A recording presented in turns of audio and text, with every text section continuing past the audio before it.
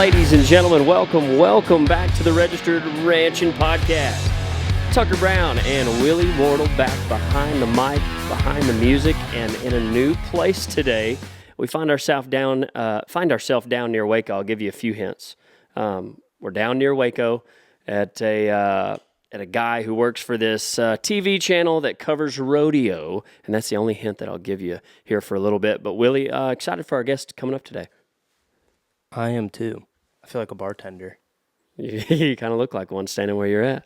But bull sale it's less than 30 days away now. What is today? The 12th? Yeah, a month Almost from today. Exactly. Actually, exactly. Exactly. Yeah. Well, February only has like 28 days, so. Yeah, it's kind of weird. Whatever that looks like. However many. March 10th, 11th, and 12th. The horse show, first 2 days. A horse run off on Tuesday, the second day for the championship saddle. And then the fun begins. We'll have a fun night with dinner and music, and then the next day comes the bull sale. So come out to the ranch, March 10th, 11th, and 12th at the R.A. Brown Ranch. Going to be fun. But what do you think, Willie? I don't know. You look like you're thinking back there. I'm just thinking about all the work that's going to be coming up. Well, yeah. Luckily, it's a little bit smaller than the fall sale. True. But yeah, the March sale's fun. That event got a lot of momentum behind it. It feels like. Yeah, it's going to be a big one. You're not going to want to miss it. So see us there. And I do want to welcome our guest for is this the 25th episode? I think so. I'm not really good at counting, but I think it's the 25th. Your dad was a math teacher. Yeah, I know. I did not get the genetics. So for the 25th episode, I do want to welcome our a guest, Justin McKee from the Cowboy Channel. Wow. Thank you very much. Yeah, Justin, welcome to the podcast, and thanks for letting us jump into your house and ask you a whole bunch of questions. Welcome, guys. Welcome to your house. Welcome to your house. Tucker Brown quote. And, this is the rodeo room. So rodeo yeah, room. Seemed fitting. It does seem fitting. You were just telling me about this picture of. Just describe that picture again, just like you did to me a minute ago. Well, that's the arena record. A picture of the run I made in Cheyenne back in 2004. Golly, 20 years. Mercy. Golly. And that's the fastest time ever recorded in steer roping at Cheyenne. Still there. Yeah. Still holding the record. Yeah. Yeah. So Justin McKee, you're a famed rodeo announcer, roper. I should know this. National FFA officer? No. I was a state. I was actually state president of Kansas the same year that your dad Donald was state president in Texas. Oh, okay. I went to the convention. Yeah, I went to the Texas convention as a guest and actually got to see him get to move into that office. Into state presidency. Yes. Now you're kind of the host. The professional, the I don't know if it's the right word, but the official host of the Cowboy Channel. I am. Get to travel around the world, go to rodeos. I do. Do you rope as much as you used to? Hardly at all. Yeah. I do rope when I go to Ellensburg, Washington for the rodeo. I usually go out a week early because they have a big pro-am. And all the pros stay at the West Star Ranch where I stay. I stay in the house, and all the ropers, all the top guys come and park in the pasture. And so all the top guys are roping for a week. And so I definitely make time to go spend a week roping with all the pros and then entering that pro-am. That's about it. Yeah, I bet that's pretty fun. If I had a good horse, if I knew a place to get a good roping horse, or at least a prospect roping horse, then I would probably get more engaged. Oh, if only we knew a spot. If only we knew a spot. You know of any sales coming up that I could maybe some horse sales, or maybe a sale that I'm going to be at anyway. Yeah, that's what I was gonna say. Maybe our guest is gonna be there in March. Yeah, maybe it's at the R.A. Brown Ranch on March 12th. There is some cool horses there. Nick has a couple good horses. Yeah, I need a catalog. I really do. I've been thinking about it, but I thought if I got a catalog, I might take a step towards actually buying a horse, and I don't have time for that right now. Well, I guess the catalogs are shipping, I think, tomorrow. Yeah, your mom was pretty excited. Okay, well, I'll get one. I think they're shipping All tomorrow. Right. I'll have to look then. Yeah. Also, how you were with the PBR. doing announcing with the PBR I did. for, I think, A long time. testing my memory. Yeah, I how feel like many it years? was 12 is coming to mind. Yeah, no. Yeah, no. Longer. 22. No, so I did in-house announcing the first 7 years, and then the PBR bought their own rights to TV, and I went right into hosting. That was my first introduction to real television. Yeah. And so I did that for 10 years. I was the host Dang. for in the 10 PBR days back in The glory the days. early 2000s. Yes, sir. I started in, I think, '01. Okay. Did that for 10 years. So you got to see a lot of these guys, their first rides in the PBR, like Brian Canner and JB. Yeah, I saw. Oh, That's yeah, pretty yeah. cool. Luke Snyder, J.B. Yes, sir. Mooney, that Ross Coleman. I remember in Odessa when Ross Coleman and Justin McBride both made rank rides. One of them was on Panhandle Slim. In fact, Was Cody Custer retired by then? Cody Custer was not retired. Okay, that's what I thought. I there thought was he a was little still riding. overlap between Ross Coleman, Justin McBride, and the Cody Custer. That was a cool time. That was an unbelievable These- era. As a matter of fact, Tuff Hedeman's the one who originally hired me. That's Really? pretty Who cool. worked for the PBR. Oh, Interesting story. So since we're in storytelling, yeah. so my dad ran a livestock auction.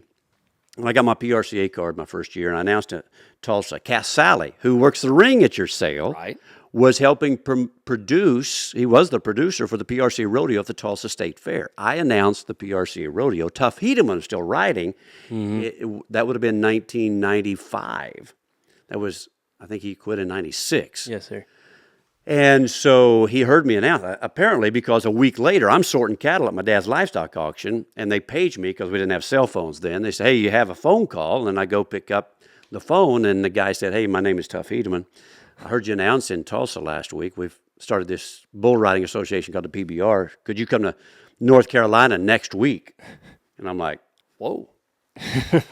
Who is this really? Who is pranking? What's the prank going on here? I mean, I literally said that. And he said, no, this is really tough, and I really need you to come to North Carolina. So Yeah, I did. that's and pretty that was cool. the beginning of my major league announcing career. How cool is that? Yeah. It was pretty dead gum. Just Yeah. the phone call alone, let alone showing up. Yes, sir. Right, right. And then, I mean, you just jump into a whole new gigantic fun world. Yeah. Yeah, so That's you'd some been history. doing, I mean, you'd been doing PRCA rodeos already.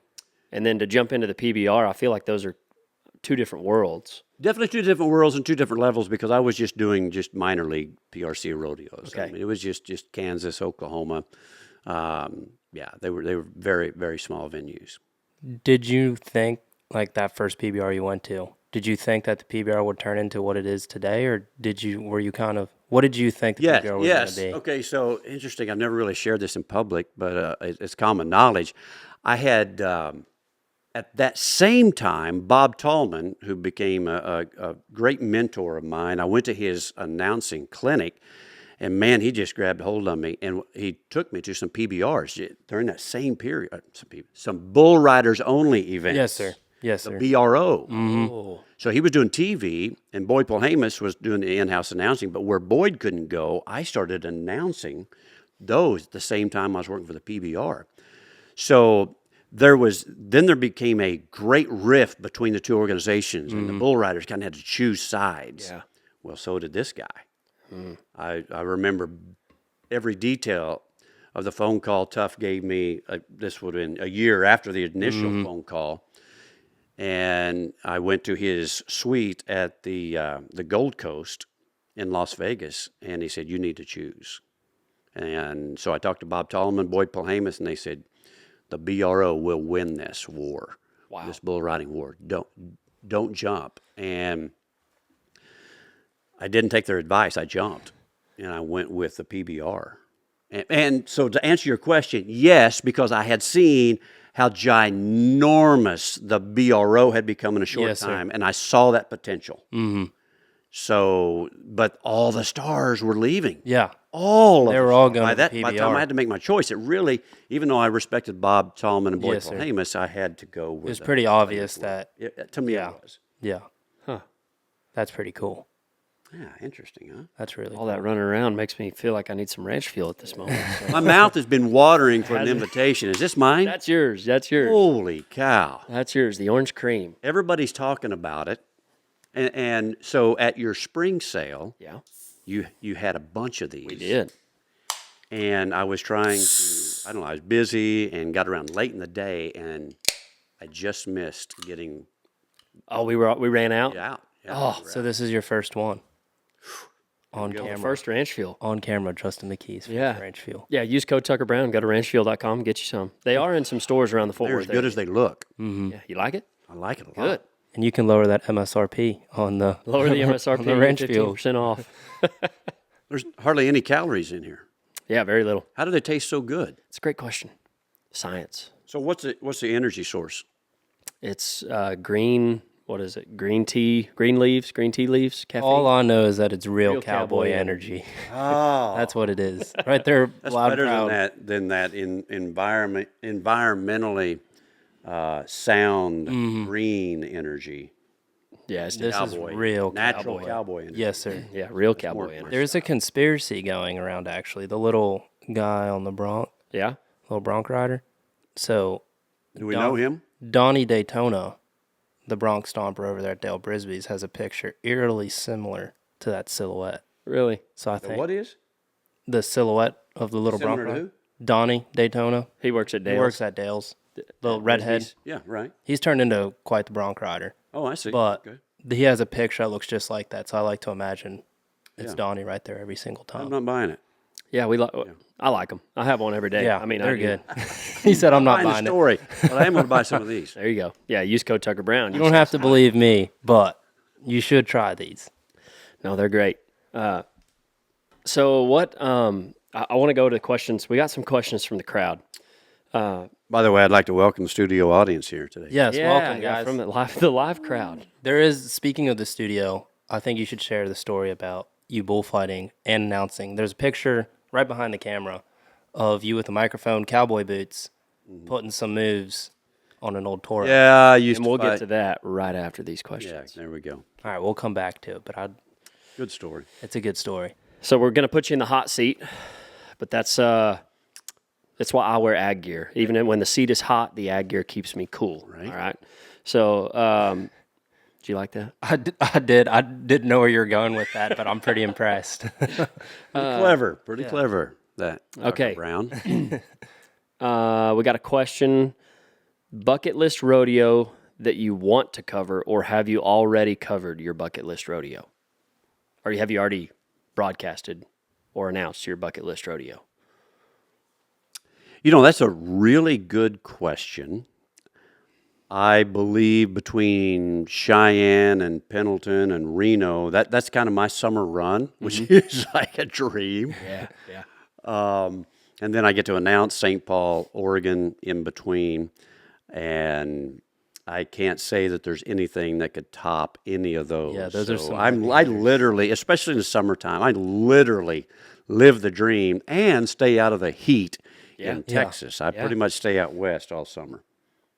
Well, I'm kind of jealous because that's pretty cool. I got to go to Oregon, Pendleton, Oregon for the first time last year. Saw you Roundup. there at the Roundup, and I could see why it's one of your favorites because I only went on Thursday night. So who knows what Saturday night looked like? We had some fun. Yeah, we I did. got to hang out with you there. We did.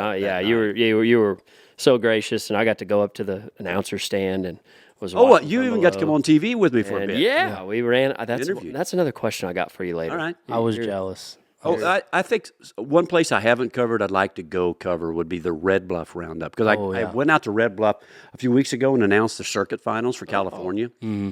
And Lloyd Faria, great cowboy, and a man that's in video marketing business, cattle, and he knows where all the big ranches are. We went and toured the country, and it was gorgeous. So that would answer your question. Also forgot to mention another thing that you do. You are a keynote speaker as well. Yes. Is another thing that you that you do on the side, or more and more all the time anyway. Yes. Earliest memory of Kelly Brown in the FFA. Oh, my goodness, your mom. Oh, I wish we could add pictures We We can can to the reels. add We to can the to reels. on the reels. Yeah. Yeah. So I knew her before I knew your dad because she was national FFA president that year. And she was part of a leadership conference we went to, I think in Kansas City, maybe Omaha, I can't remember. And so I met her there for the first time, and she was one of the most beautiful girls I had That's ever what seen. Mr. Donald was telling me, that I went on a famous road trip with him, and I got the whole story about there was a lot of hype around Miss Kelly. Oh, all he, the guys. and yeah. he was telling me Everybody all was about it. Oh, yeah, for sure. For sure. And then, but the picture that I was hoping we could share, since you brought that up, is she gave me my American FFA degree. Oh, I've seen that. Yeah. I've seen that picture. She showed it to me before, or maybe you have. I don't know. Okay. What is the biggest non-Western celebrity that you've gotten to interview? Oh, wow. First one that comes to mind, I guess, would be Jerry Jones, Oh, yeah. which was an amazing story. I don't think we have time for that, but he was we had to wait an hour, and he had bodyguards and a whole entourage, and it was at the stadium, and it was off hours, no football going on.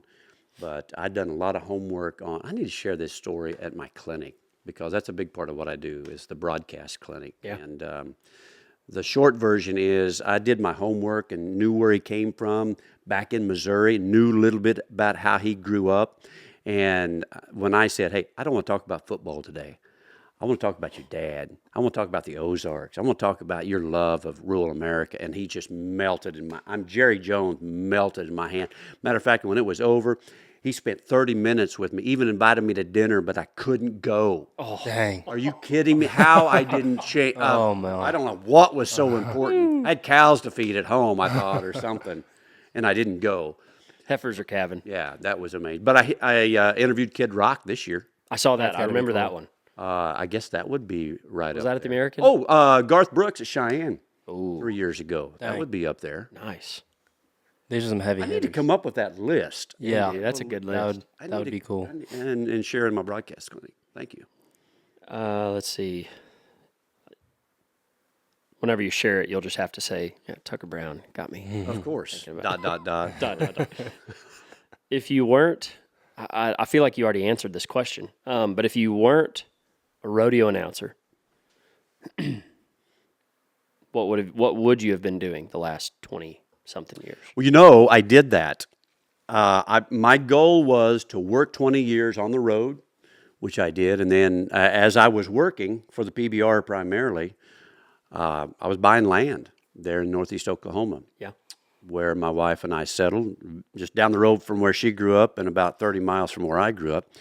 And I had built a herd and had partnerships and places leased out of state and around different states, and was turning cattle out and using my place to start calves and get them sent out. So after I got fired from the PBR, after 17 years, they hired a new producer, and I left TV and I thought, okay, well, I was just a couple of years away from maybe going home anyway, and so I did for 7 years. And then I was like, I just didn't feel like I was using my gifts much. It's just me and the cows, right?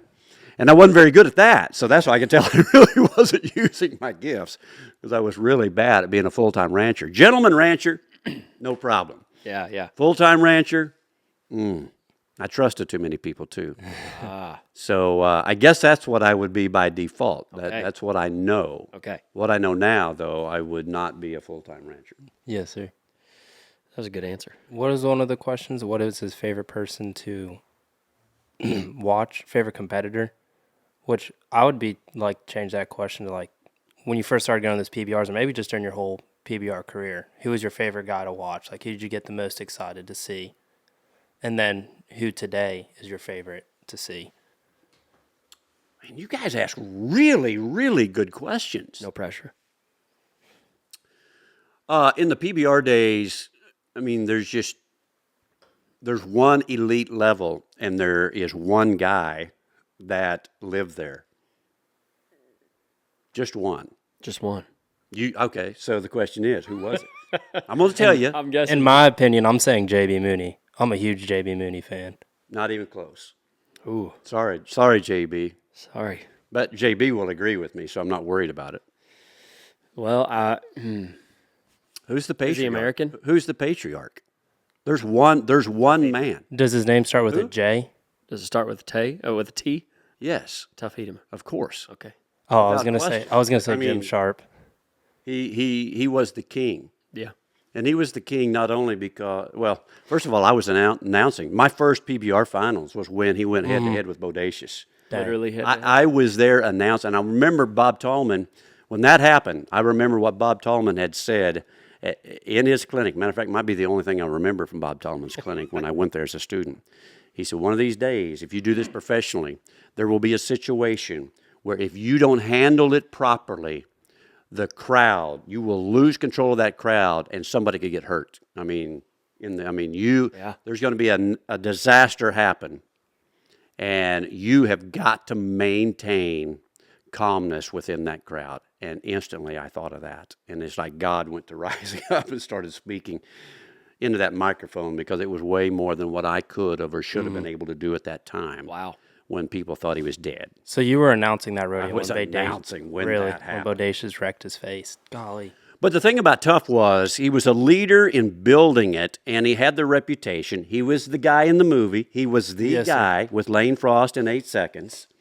And he was the endorsee for Bud Light. Bud Light was the original sponsor. So Bud Light had him positioned perfectly everywhere. He was the man. They made him larger than life, too. Right. So everything made him larger than life. None of which anybody else has come close. What was he like? Like, what separated him? Because I've only been around him through Dale, and I've known him here recently. But, like, you can watch as many videos. Like, I'm a really big fan. There's Super Bowl from Del Rio with Bad Rodeo Company. Right, exactly. And, like, you see those videos, but, like, I still can't comprehend what he was like when he was getting on. Man, he was Elvis. Yeah. And he just was. And he is the reason that I have a mental toughness, even a physical toughness, as weak as I am. I've got an attitude that is a direct reflection of being around Tough Edom and Ty Murray and Cody Lambert. I mean, but it's funny. There's so many of them back then, like Jim Sharp. Oh, Jim like, Sharp. Golly, Exactly. there's so many. And then I mean, Ross Coleman and Justin McBride are who they are because of that circle. JB is who he is because of Ross and Justin, even that circle. So it originated there. And of course we could go further back, but it didn't impact me. I mean, I'm sure Donnie Gay had an impact and Phil Line had an impact on Tough Edom, all of that, but that I didn't have those connections. I had a connection with Tough, and I saw it firsthand. Gotcha. And I know the respect that he commanded when he walked in the room. He didn't demand it, but his presence commanded it. It was unreal. That's cool. He stayed every event.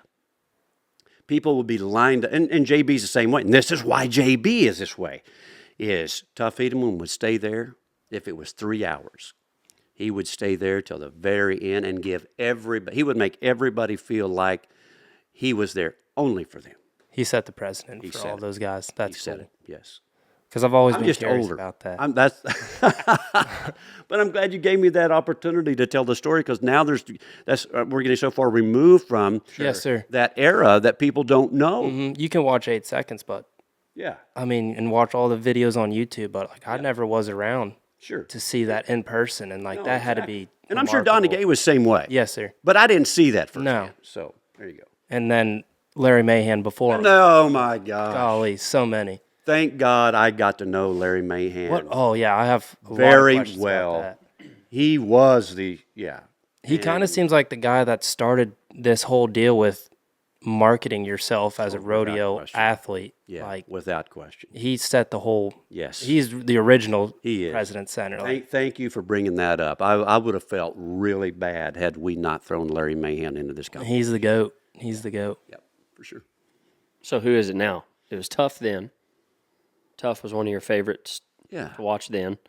Who is it now? Now that your role has changed a little bit too. Not that you're not announcing rodeos and PBRs and stuff now, but now you're with the Cowboy Channel and a little more on the media side. Sure. Does that change your perspective on who you enjoy watching or visiting with?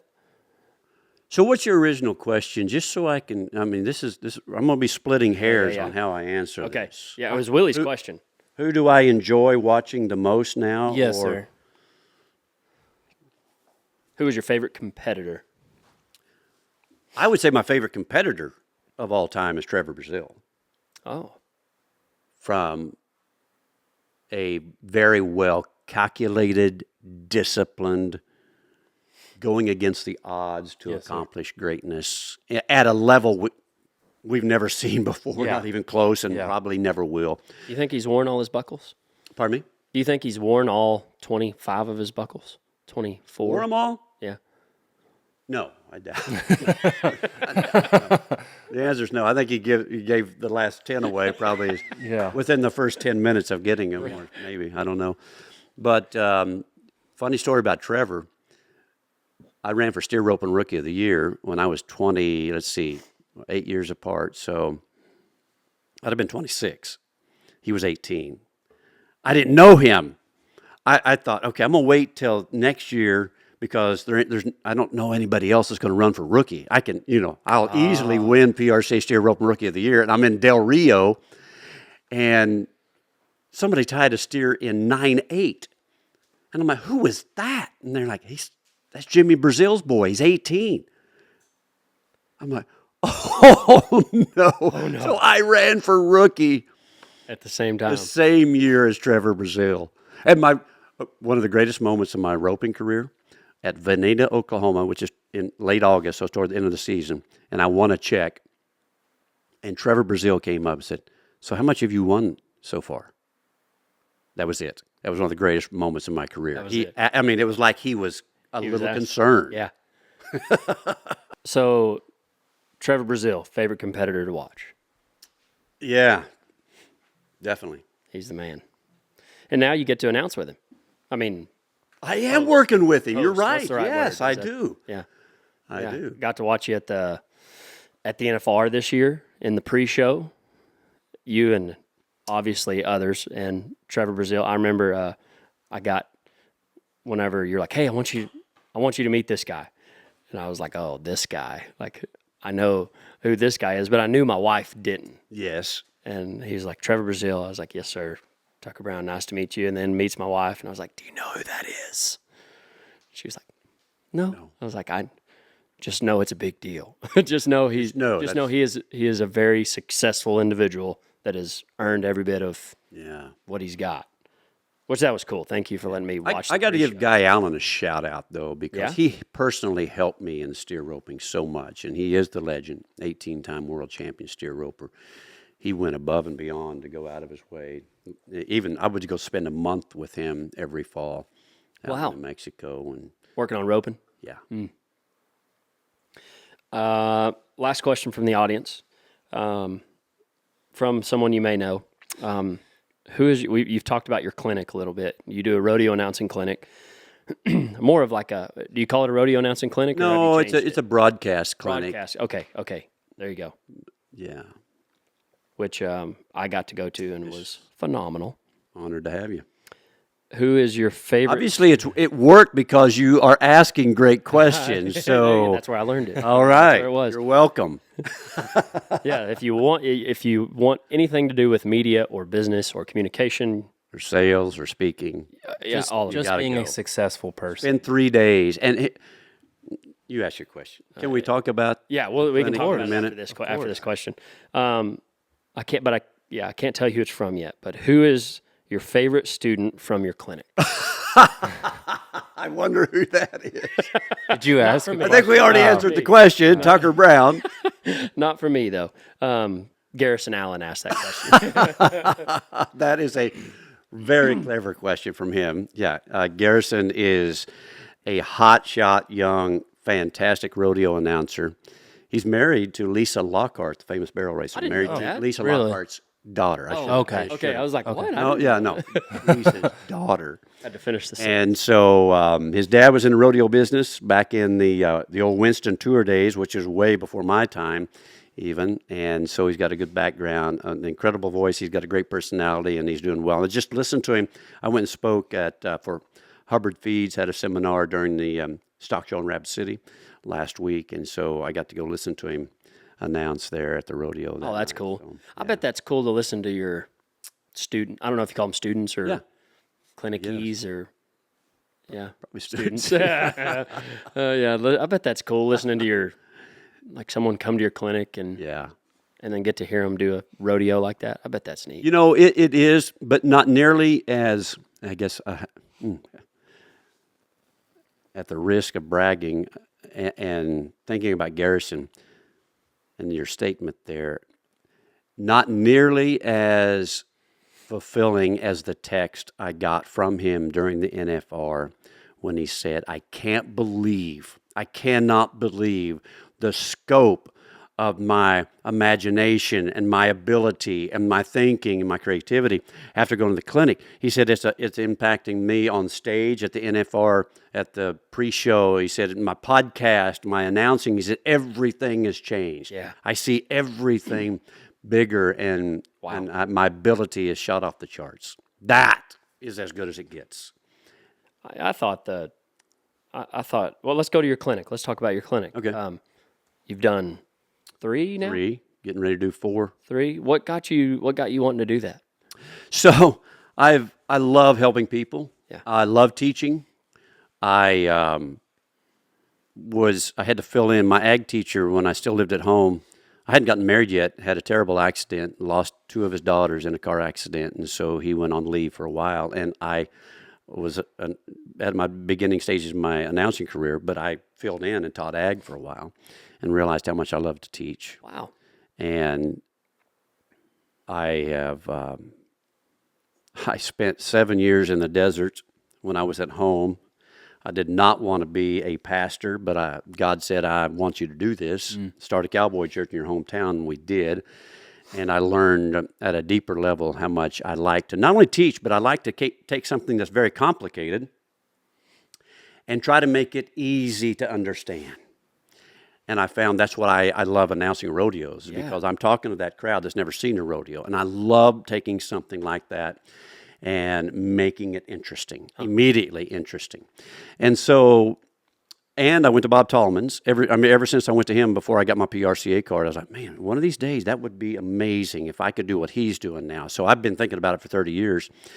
And the other thing that kind of clinched it for me was Chad Nicholson was actually doing clinics, announcing clinics. And he was from California, and 3 years ago, he died in an accident. He's my age, and he was in a Jeep on the side of a mountain, died, and so that went away. And out of respect for him, I never really thought it would be a possibility.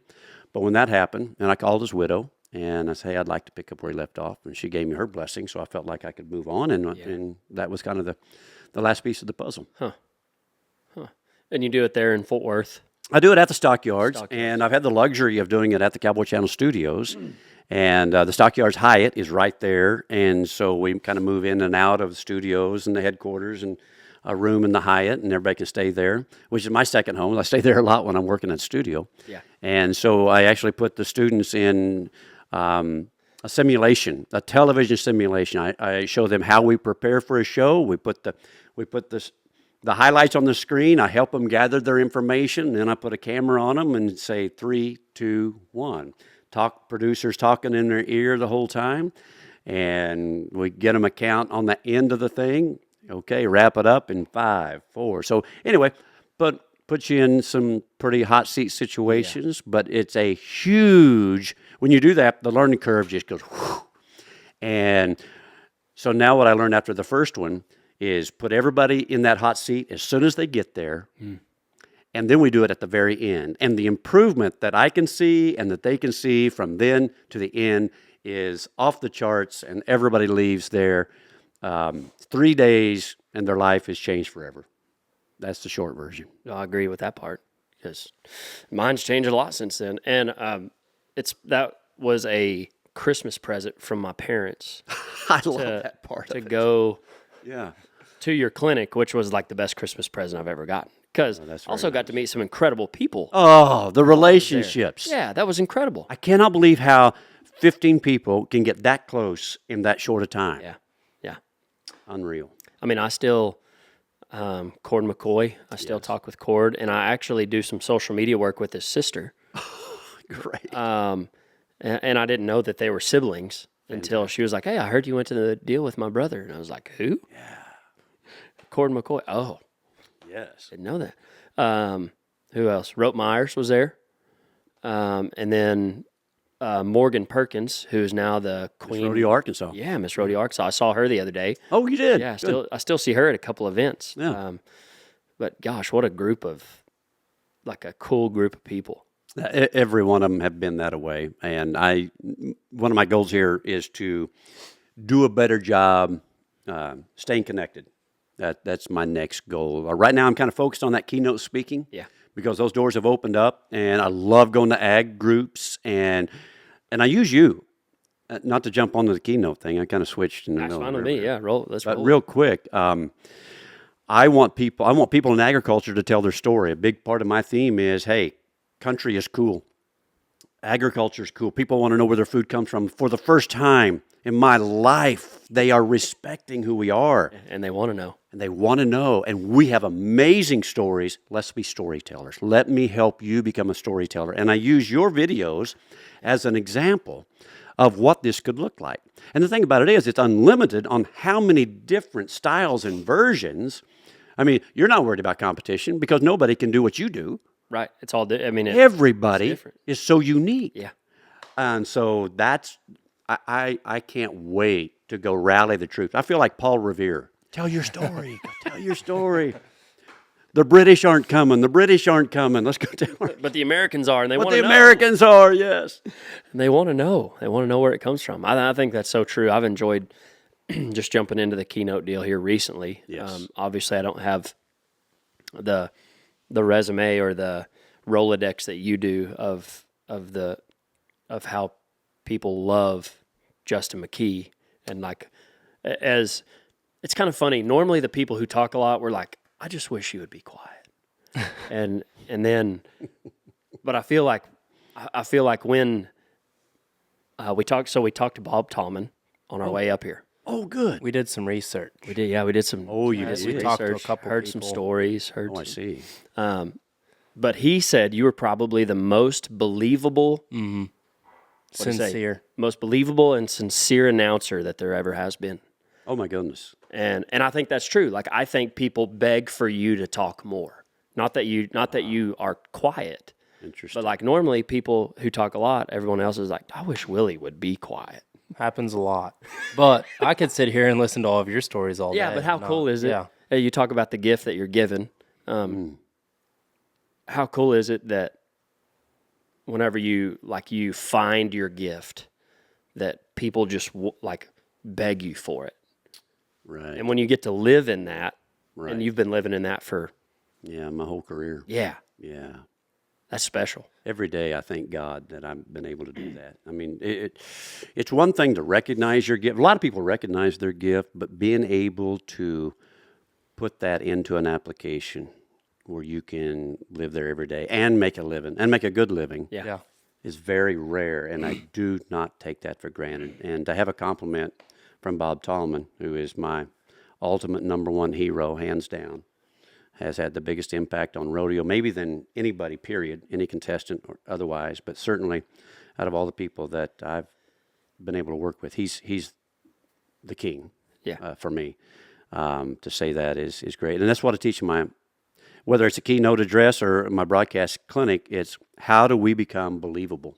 Yeah. I was listening to Jordan Weaver, his podcast, the Flatbed podcast, and the other day, and I got to get from him who said it, but he said it takes a lifetime of work to sound like you, to sound like the real version of you, and that's what I see in broadcasting. That's what, and now that I can see it and hear it,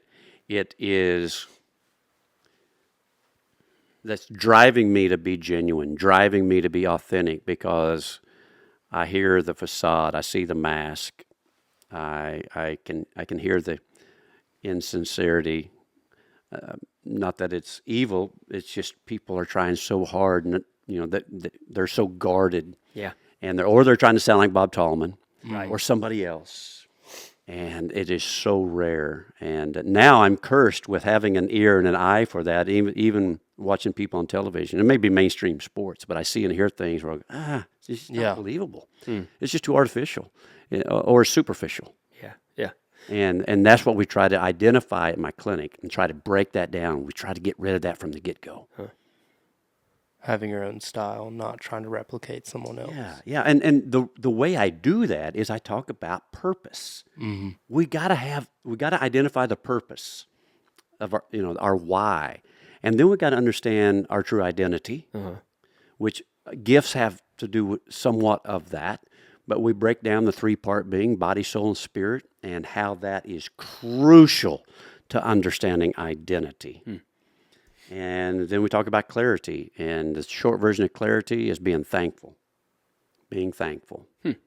That is the short version to wisdom. And the way we get to wisdom is through being thankful, which leads to peace, right? Okay. When we're thankful, we have peace. It's magic. Wow. It's not an accident. We have peace. When we have peace, we have clarity. So we're thankful. We have peace. When we have peace, we have clarity in our mind. That's when the baseball player says, I can see that fast pitch slow down. I'm so focused, right? I'm in the zone. I can see that ball slow down. I can see the stitches on that baseball coming to me. That's where I want to be. And so if we're thankful, we have peace. If we have peace, we have clarity. And if we have clarity, we can hear wisdom. The voice of truth, our inner man, our core. That's what we're after. That's where the authenticity can come from. That's where the confidence comes from to go be at the top of your game. Oh, good. Yeah, good point about the confidence, because that's tough. Yeah. Especially right when you walk in the clinic. Yeah. You don't know who you're with. You have these voices going on through your ear, and you're and you know there's some you're in the studs hot in there. seat. Right? But I mean, that's just what it reminded me of. That was kind of the last time I was unconfident in my ability to broadcast or describe something. Because whenever you said we were going to do that, I was like, yeah, I'll do that. I don't know what happened at the Denver Rodeo, Right. but we got time to research it and then get up there, and I'm like, oh, this is in the Cowboy Channel. This is You're in the studios. You're in the Cowboy Channel studios. Producer's talking to me. I can't really You're on understand what he's stage. saying. Lights are bright. I mean, I think that was the last time that I can remember being uncomfortable. I like butterflies. I do too. I think if I got butterflies, then I'm doing what I like. I'm doing something I dang love. right. And so I yearn for that. Like, where can I get those butterflies? Because then I know I'm doing what I'm supposed to. Mm-hmm. I have those butterflies, the same amount than I've had since the beginning. Really? Every time. never changed. It doesn't matter. Right now, I've got the energy that I don't have when the camera's not on. Yeah. And that's something that Bob Tolman also said when we talked to him. It's just your energy that you're able to bring, and it kind of just Yeah, he says different creates than this anybody atmosphere. else. Yeah. He had a lot of good things to say. That's amazing. You know, I'm glad you brought that up, because the pet peeve, the biggest pet peeve that I have now that I have eyes and ears to listen to other announcers, is the fake energy, the cheerleader mentality that is driven mainly because their ego wants a response, so they'll have the confidence to continue at a high level. That's a false floor. They have that fake That's smile. a false ego. That's a false identification. And then the less they have, the more they're just really gigging that crowd to respond, instead of waiting until there's something in the arena that happens extraordinary, where your natural energy kicks in, and then the crowd can hear and feel and move the right direction organically, and their experience is better, because the fake stuff people are turning off. They're turning it off Yes, sir. immediately. So how do you, I mean, part of rodeo announcing that's hard for me is to be in ranch rodeo stuff. That a couple things that I've done is finding the line between being a little bit cheesy towards the audience. Well, right? you and I think it's cheesy. Right. But the crowd doesn't, right? That's what they. Yeah. That's what you have to do to get to them. And then I know that the Cowboys in the back are like, that was silly. What was that? So how do you walk that line of meeting the audience where they are and still respecting the sport and the Cowboys who are doing it? And Tell the truth. Tell the truth. Tell the truth. I mean, if you are required to do something cheesy, Yeah. then I identify, hey, folks, this is going to sound a little cheesy. There you go. All you got to do is tell the truth. Huh. All you got to do is be willing to be vulnerable. Yeah. And that's something that we talk about in the clinic. That's something I talk about when I'm doing keynote addresses and it's certainly in religious circles. People are not willing to be vulnerable. Yeah. Now that's changing too, though. There's an evolution where people are becoming real instead of this facade, this perfectness, this image that is unattainable. That's the other thing I love doing, because I want to tear down sacred cows. That's a big part of my mission. We're working on broadcasting, staying with the Cowboy Channel, working on the keynotes, but then the keynote speaking. But then I really want to attack these sacred cows in religion in America. Yeah. I want to expose them. And I want men to have an opportunity to be engaged, because there's very few places for that to happen right now, the way the Christian system is set up. How is that? I remember I pulled up. You came to the sale last year, or was it October? October. I came spring and fall. Spring and fall. That's right. And I got to help you video one of your. Pro Rodeo Tonight. Yeah, because I shoot that show on my iPad. Yeah, which was cool that I got to see the background of you setting all that up and the shots and your information on your paper. And one of the other things Bob Tallman said was just the stuff that you can keep in your head just from knowing and studying is different than a lot of people too. Interesting. He said that? He said that. Willie heard it. Lee, this is one of the best days of my life. I heard it. Willie heard it. You, But it was cool seeing that, but also just shows that you are, you're invested into the sport, into the people, and Tuff Hedeman and who he's traveling with, and what he did at the last rodeo. Not because I'm sure it's because of what people want to know, but also because you wanted to know. But I don't really know where I was going with that. Well, but back to, I think you're not just solely relying on your natural ability to announce and to have that energy, but you're also putting the work and the research behind the scenes that people don't see behind the camera. Yeah. That that's isn't where you were going. it is. Oh yeah. I don't know if We were that's at where the you're sale going. and you were you had your little paper and you're like, let's go do this, and I was like, I don't even know what he's going to talk about, and you would just look at it and you were like, okay, bronc riding, so and so, and you would say like 3 things, and then you would talk way more than 3 things. Yeah. But those, Well, your preparation yes. was And that's what we did. We spent a whole segment did. at the broadcast clinic. Well, more than that. I think every segment had. All right, we're back. Took a little break there, but we were talking about your strategy in preparing, whether you're going on camera or about to do a rodeo, your preparation. Yes. I learned probably the most about that in preparation. My preparation has changed since going to your clinic. Yeah. It's kind of funny not to spend all of our time talking about Bob Tallman here, but I remember before I got my PRCA announcer's card, when I first started announcing, went to the NFR. My folks actually had tickets at Oklahoma City as a kid growing up. That was a lot of my inspiration. We had 10 seats, every performance, right behind the heel box, Nice. 3rd row. Of course, when I went to Vegas, he let them go. He turned them in. Like, no, you're going to take that out there. You can shove them. So didn't keep them. But so I was accustomed to going to the NFR every year, and I took a sheet out of, I don't know, some ad. It was just a full-page ad for the NFR, and I remember there's a bucking horse rider on it, and I put that on my mirror, and I said, announcer. I maybe put 1999 or something. That was my goal. And as I thought about that, okay, how am I going to be the announcer at the NFR if Bob Tallman and Boyd Polhamus are announcing it? And so I asked myself that very tough question. I said, I'll have to outwork them. Yeah. There's only one way. It's not voice quality. It's not natural ability, wit, humor, none of those things. But I do know how to work. And I was raised in a work environment. My dad been in the cattle business. Them trucks. He'd be he'd be buying cattle at sales all day, and them trucks would roll in about 10 o'clock at night. And unload and resort and load them back up. And by 2 or 3 in the morning, we were done. And that was most every night. And then the sale barn. Then we, worked 24 hours at the sale on Saturday on our day off. So I had that work ethic, and I'm a workaholic today. I don't watch TV. I don't play golf. I'd love to play golf. I'd love to watch a movie. I'd love to rope more, but I don't. I'm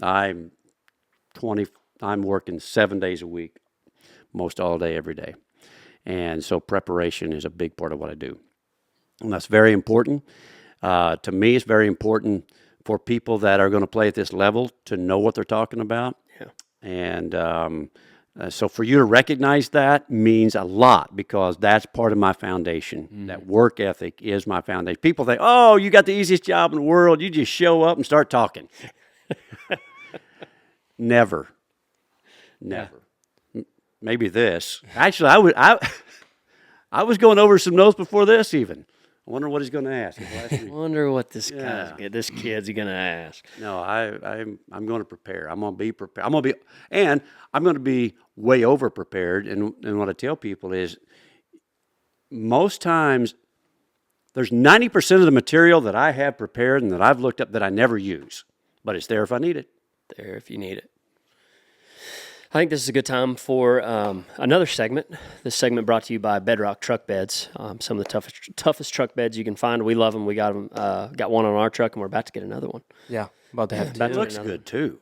They're we slick. like them. Look good. We like them. I'm waiting there in for Shiner, Texas. My dog-eared unskirted one for my truck. Yeah, Willie's wanting one. Willie wants one. Willie bad. Willie bad. Willie bad. Willie bad.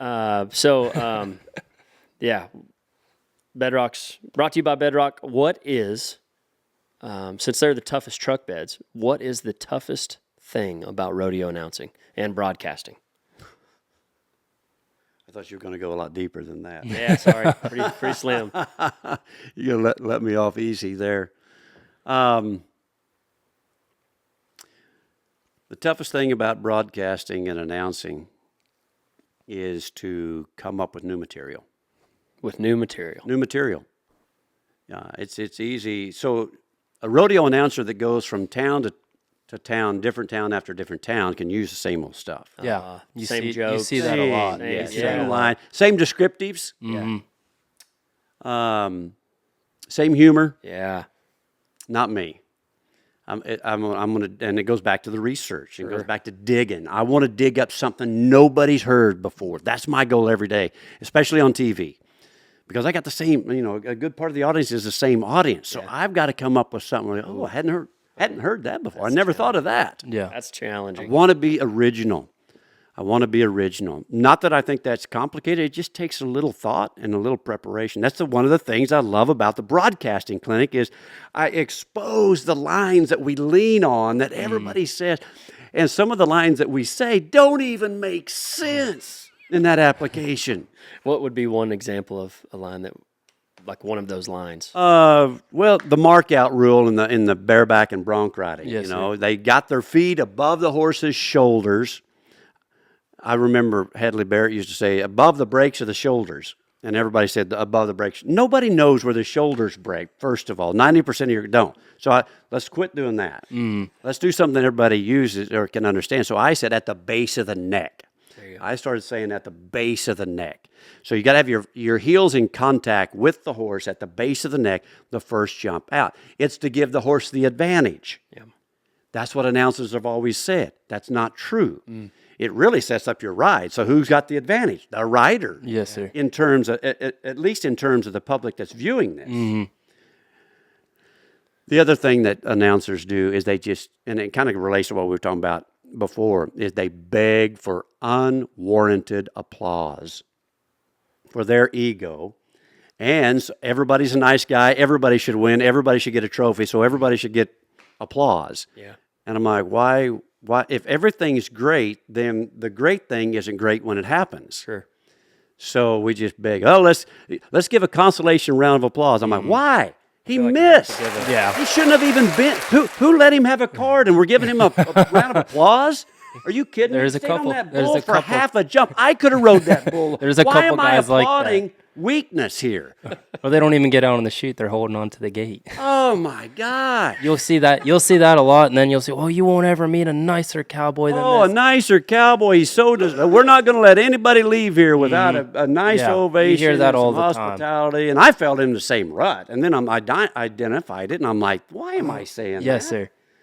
I can respect because I don't know who's announcing it, but I watched a rodeo recently on the Cowboy Channel, and there was like 4 guys that were the nicest guys you've ever met. Oh, back to back to back. Oh, Back yeah. to back Everybody's to back. nice It's guy. like, Nicest you'll guy never I've ever shake met. hands with a nicer cowboy. And it's like, wait, I thought we already meant the nicest cowboy. Give me a villain, man. I Yeah. want to give me a villain. Let's bring on somebody that people can hate on a little Yes, bit, sir. just so we can create the conversation. That's what I like. I like creating conversations. Yes, that makes sir. it a real sport.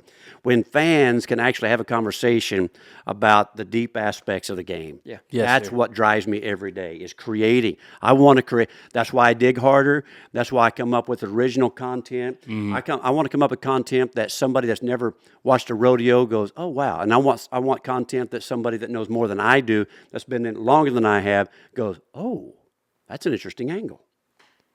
I remember there was a saying that you said.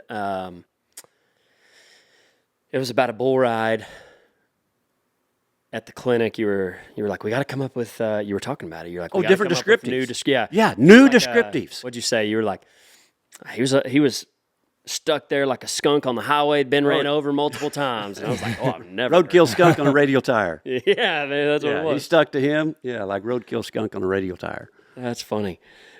See, I thought I had an idea of where you were going to go, which was totally different. I thought you were going to go the route of like when Tough Hedeman goes head to head, and you have to fill that space. Yeah. Which is still another tough part of the job. And now I pay attention to way more just to try to learn how to prepare for that moment. Right. Not that I'm going to be announcing the San Antonio Ranch Rodeo and, guy gets knocked out and you got to fill that air. But what is it? Let's go back to that. We talked about it a little bit, but filling that gap is extremely important. Of silence while a guy's down. How do you prepare for that? Well, I mean, that's where faith comes in, because those situations are way larger than me. Mm-hmm. And so that's where my faith, my personal belief in a higher power that is my 3-part being. I live in a body, I have a soul, which my soul is my mind, my will, and my emotions. It's not what a lot of people think it is. And then there's a spirit, body, soul, and spirit. It's very biblical. Paul talked about it a lot. It's the most fundamental understanding of Christianity if you can understand body, soul, and spirit. And nobody teaches it. And so I rely on my inner spirit. What is my inner spirit? That's my true identity. That's who I am. That's Christ in me. And he lives here. I provide the vehicle in this body, and he provides wisdom if I'll shut up long enough to listen. And that's where I've got to prepare ahead of time, and then certainly in the moment, it's like, all right, God, you, Jesus, take the wheel here. Yeah. I'll say it. You give me the words. I'll say it. I won't back down one. But whatever it is, it's coming out. I'll do it. I'll use it. But that's allowing yourself to be vulnerable, kind of how you were talking about earlier. Totally. Mm-hmm. Great point. Yeah. That's even if it's just, is there a time besides the Tough Hedeman one that you remember? Maybe not an injury, but a stall. Were you announcing the rodeo? I forget who it was. It was in Albuquerque. It was in the 90s. It was a PBR. Someone got killed. I'm trying to remember because Cody Custer was talking about it. Oh yeah, Glenn Keeley. Yes, sir. That's who it was. That was it. Were Yeah, you that announcing that was definitely that one? You were announcing that one, For weren't sure. you? Well, I was doing TV. Okay, Yes. but you were there for But yeah, we had to handle it. Yeah. I mean, we had to handle it in front of a large audience. Yes, sir. And yes, he died on a Friday night, and we had to go. The show goes on Yes, sir. Saturday. But we've had some situations like that. Good for you for bringing that. That's where I was headed. The other one was 9/11. I was announcing Pendleton. Really? No way. Wow. When they ran those planes into those Yes, buildings sir. and the world stopped turning. Whoa. and we didn't know. I'll never forget Flint Rasmussen. He called me. He was in the room next door. We were staying just down the street at the Oxford Suites at Pendleton. He said, "Turn on the news right now." And I'm like, "What?" And he said, "Just turn it on now." And so I did. And then, of course, the rest is history. But, that was early in the week. That was a Monday or Tuesday. It was in the middle of Slack. We were getting ready to go to Slack. And the big question is, would we have a rodeo? Yeah. And the answer was yes. But what was bigger than 9/11 was a year later on the anniversary. Ooh. I get chills. Yeah. I'm loaded with chills because it was the most incredible experience of my career. Whew. Pendleton's opening is very, very simple. It's very raw and it's very powerful. Yes, sir. No bells and whistles, no banners and explosions or fires. It's just one man on a horse with a great big American flag. And at the end of that national anthem, those fighter jets came over the west side of that arena. Woo. And, buddy, it looked like they were going to clip that roof of that west section. And when they flew over that park on the east side, those trees were moving. The tops of them trees were moving, buddy. Let me tell you what, it looked like, you could see the nose hair of the pilot when he came by. When they came by at the end of that national anthem, and that guy kicks that horse into a full gallop around that track with that big flag, and Toby Keith is singing, "We'll put a boot in your ass. It's the American way." Woo. That place went nuts. I just got chills. That's pretty cool. I mean, I was Let I me was tell you, born. That but was the that's most gotta be powerful moment of my career, hands down. golly. Wow. Yeah. I didn't know that one. That's new to me. Thanks for the platform to tell that story again. That's pretty cool. Yeah, I like how you turn that into from one of the worst to Yeah. one of the best. Yeah, it's the memories greatest that you have. tragedy ever Right. with a pretty good ending a year later. Yes, sir. And that whole year leading up to it, America was what we all had hoped America would be. For the younger generation, it was people put away their frivolous issues that they realized were not issues, and problems that they realized were not problems, conflicts that we realized were not conflicts. And there was a spirit of unity over America that first year. And then we just slowly migrated the wrong direction again. But I'm here to say that there's a lot of things that are happening in our world, not to make this political, that's turning the tide back Yes, sir. to our way of thinking. Common sense is coming back in America. And I'm thankful for that. Yeah, me too. What here in a minute, you have the opportunity to become what you normally are as the host. So you get to ask a question here in a minute, whether it's to me or Willie or both. But before then, how has broadcasting or announcing rodeos changed? I feel like the audience has changed an incredible amount, just from knowledge of agriculture or rodeo. And so has that changed the announcing as much as the audience has changed? Well, I think the answer is yes. And announcing rodeos has changed. You don't realize how much they've changed unless you go back and listen to a 1960 version of Cy Talon, which I read his book in college when I started realizing I could maybe make a living at this. And that was maybe the first step. It was an amazing story. But he wore a suit and tie, and he was very proper and articulate, and he had a voice that was amazing, and he was not genuine at all. He was a very polished, professional speaker that you never felt like you could sit down and have a beer with this guy. Yes, sir. He was way above having a beer or sitting down with me to have it. And so that has changed. Bob Tallman changed everything. He just did. He did. He kind of turned the tide on that. Oh, for sure. Yeah, radically at the time, because everybody was doing what Pete Logan and Cy Talon and then Clem McSpadden were doing. And they were the masters of ceremony. Sure. They were the masters. And so they had a role, they had an image that they had to fulfill, which was not easily accepted or very conversational. But they were great in their own way, but society changes, and so they had to change with it.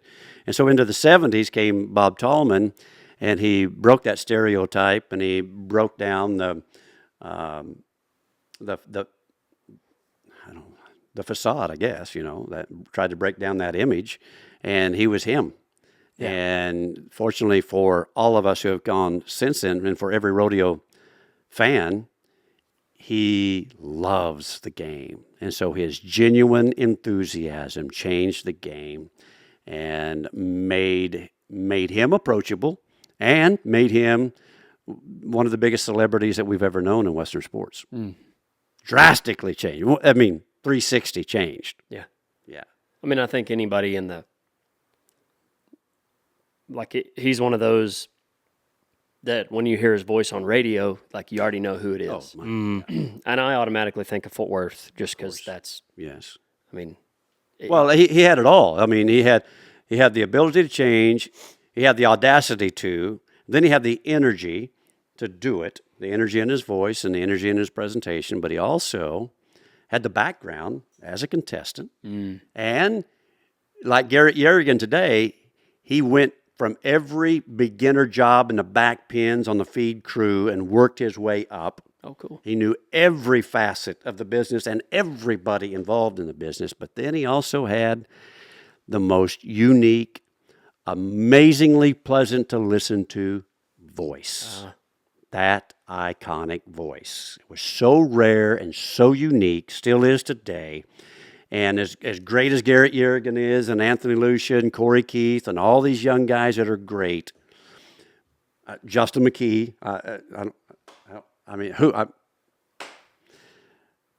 nobody will have that iconic voice. Nobody has it. Maybe somebody will come along later, but probably not. Right. That's a once in 100-year voice right there.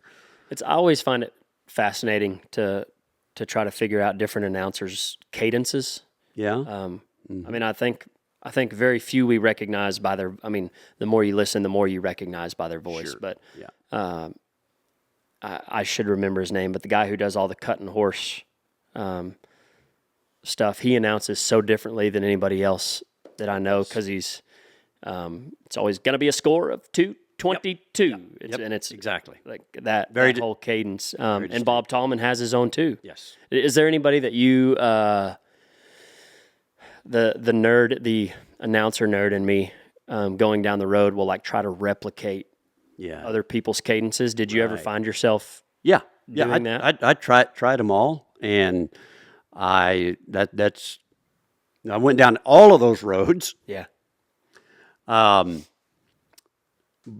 Bob's influence has been bigger and greater and lasted longer than anybody else. Because I think I'm more like Bob. I think my energy is natural. I think I see the right timing for that energy. I think as a contestant, he and I both see a lot more detailed stuff than most announcers. Mm-hmm. And so, he would have the most influence there as well. But then as I mature, again, it goes back to being me. Mm-hmm. I got to find my unique style and timing and balance. And that's been my goal for the last decade, 15 years, to really find what makes me unique and capitalize on it. So, we haven't talked about this yet, where we have this picture of you setting the arena record. And Willie talking about earlier, we forgot to go back to you announcing and fighting this bull at the same time, of that you have buckles and have won plenty of rodeos and have announced and rodeoed at the same time. Yeah. Let's go there. I don't know enough to know of others who have done that. Have there been others that have rodeoed? Announcers do that? I don't think at this at the highest level. Yeah. And I say highest level. I finished in the top 35 in the steer roping world standings several occasions, and only went to 8 or 10 rodeos. And so I know that I'd been in the top 15 if I had a guaranteed paycheck every weekend. Yeah. I just couldn't walk away from it. I couldn't dedicate, to play at that level. You got to be focused, and I was always distracted with making a living, and I had a great opportunity, so I couldn't discount it. I did on occasion, finished 18th in the world one year, but no, I don't. Roping? In the steer roping. Steer roping, yeah. Yeah, and I think that I had not only the ability to see the details, but for the people that watched me in the short goes at Cheyenne and Pendleton and Dodge City on multiple occasions, I had a huge placing percentage. I didn't win a lot of money because I just didn't go very much, but the ones I went to, I placed a lot. Yeah, And no one will disagree with that. One of the reasons I was able to, though, is because of them bull riders that I was around, though. I want to tell you, I don't want to leave that out. That's a big part of my story. I was able to play at a high level without being behind the barrier every day and just kind of showing up, but doing well because I was around champions. I was around those high-level guys and how they act and walk and think. And then that confidence went into the box with me when I went to rope a steer. And so, but what I was leading up to was the people, the other contestants, the bronc riders and the steer wrestlers that were watching the short rounds of these major rodeos that I was in over and over.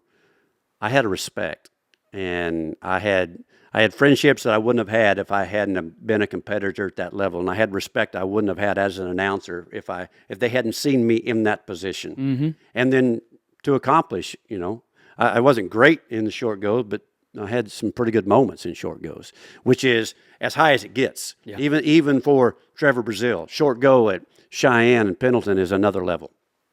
And so doors opened.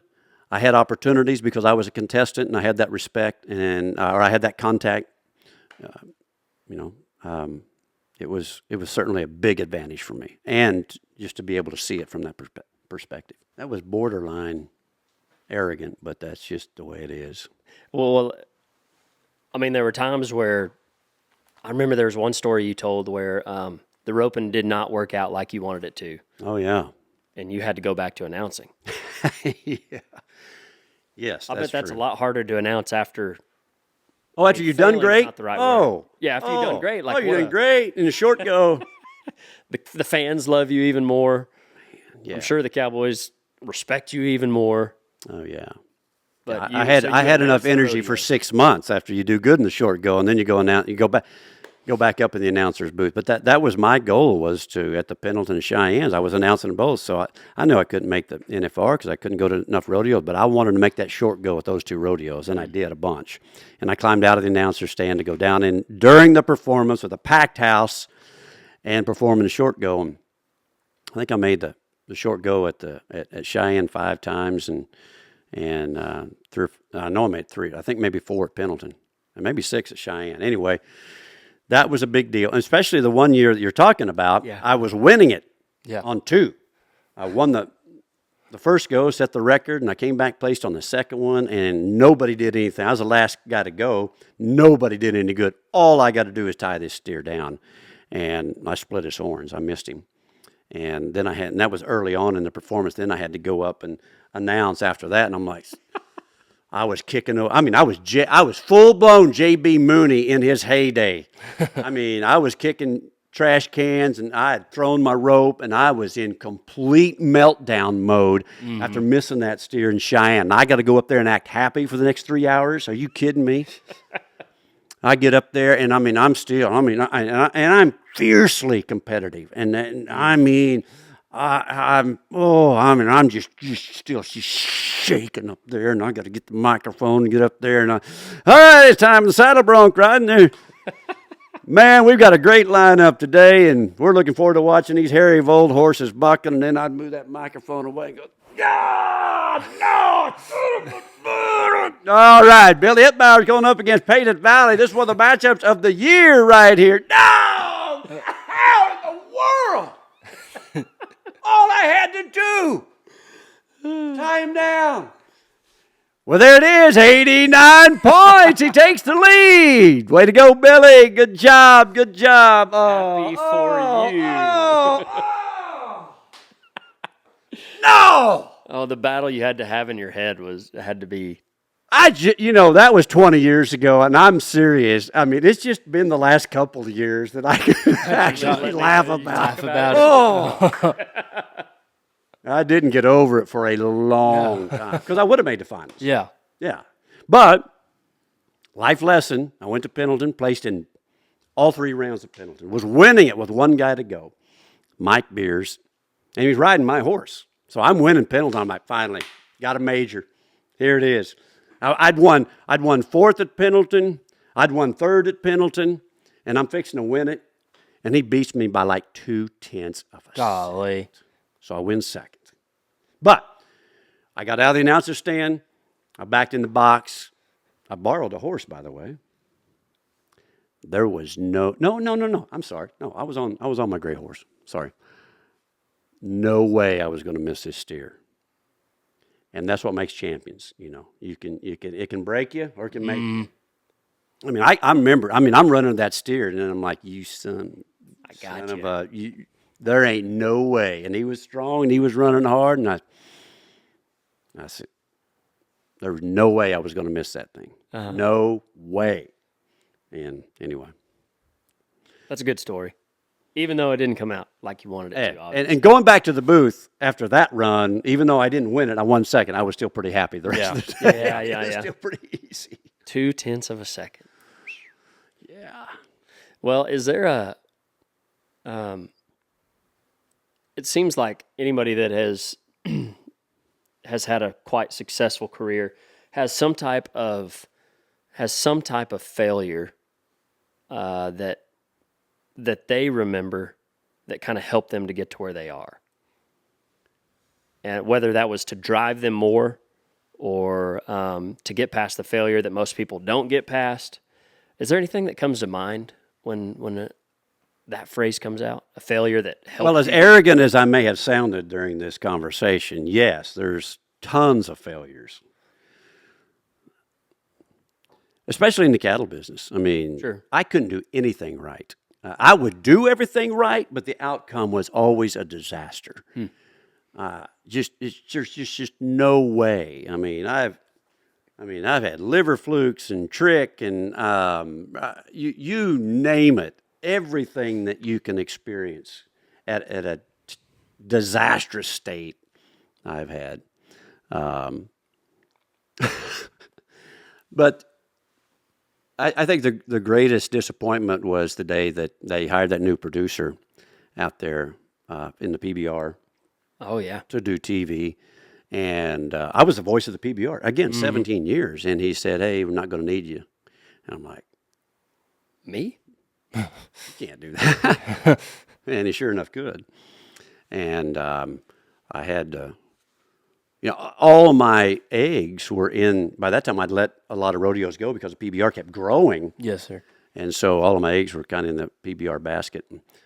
But that was the biggest shock, disappointment, low spot, but it also made me reach down deep and find out who I really was and work through.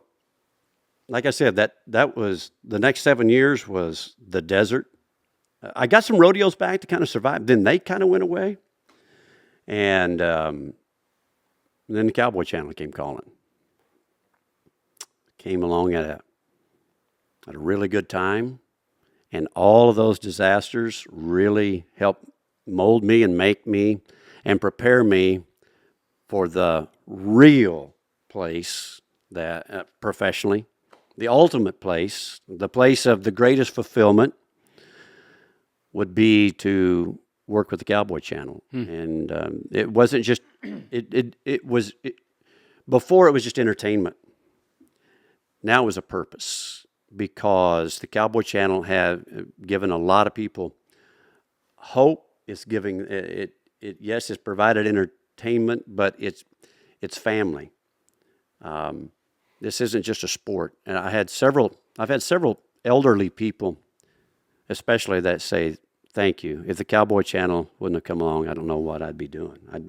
I live for the Cowboy Channel every day. I had one guy, he was 90, he grabbed me by the shoulders, and he said, I wouldn't be here if it wasn't with Cowboy Channel. And I'd smile and say, well, thank you very much. We appreciate you. And he grabbed me and he said, no, I wouldn't be here.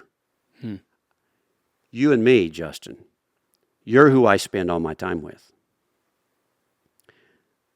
And I'm like, oh, you wouldn't be. Oh. Yeah. Oh.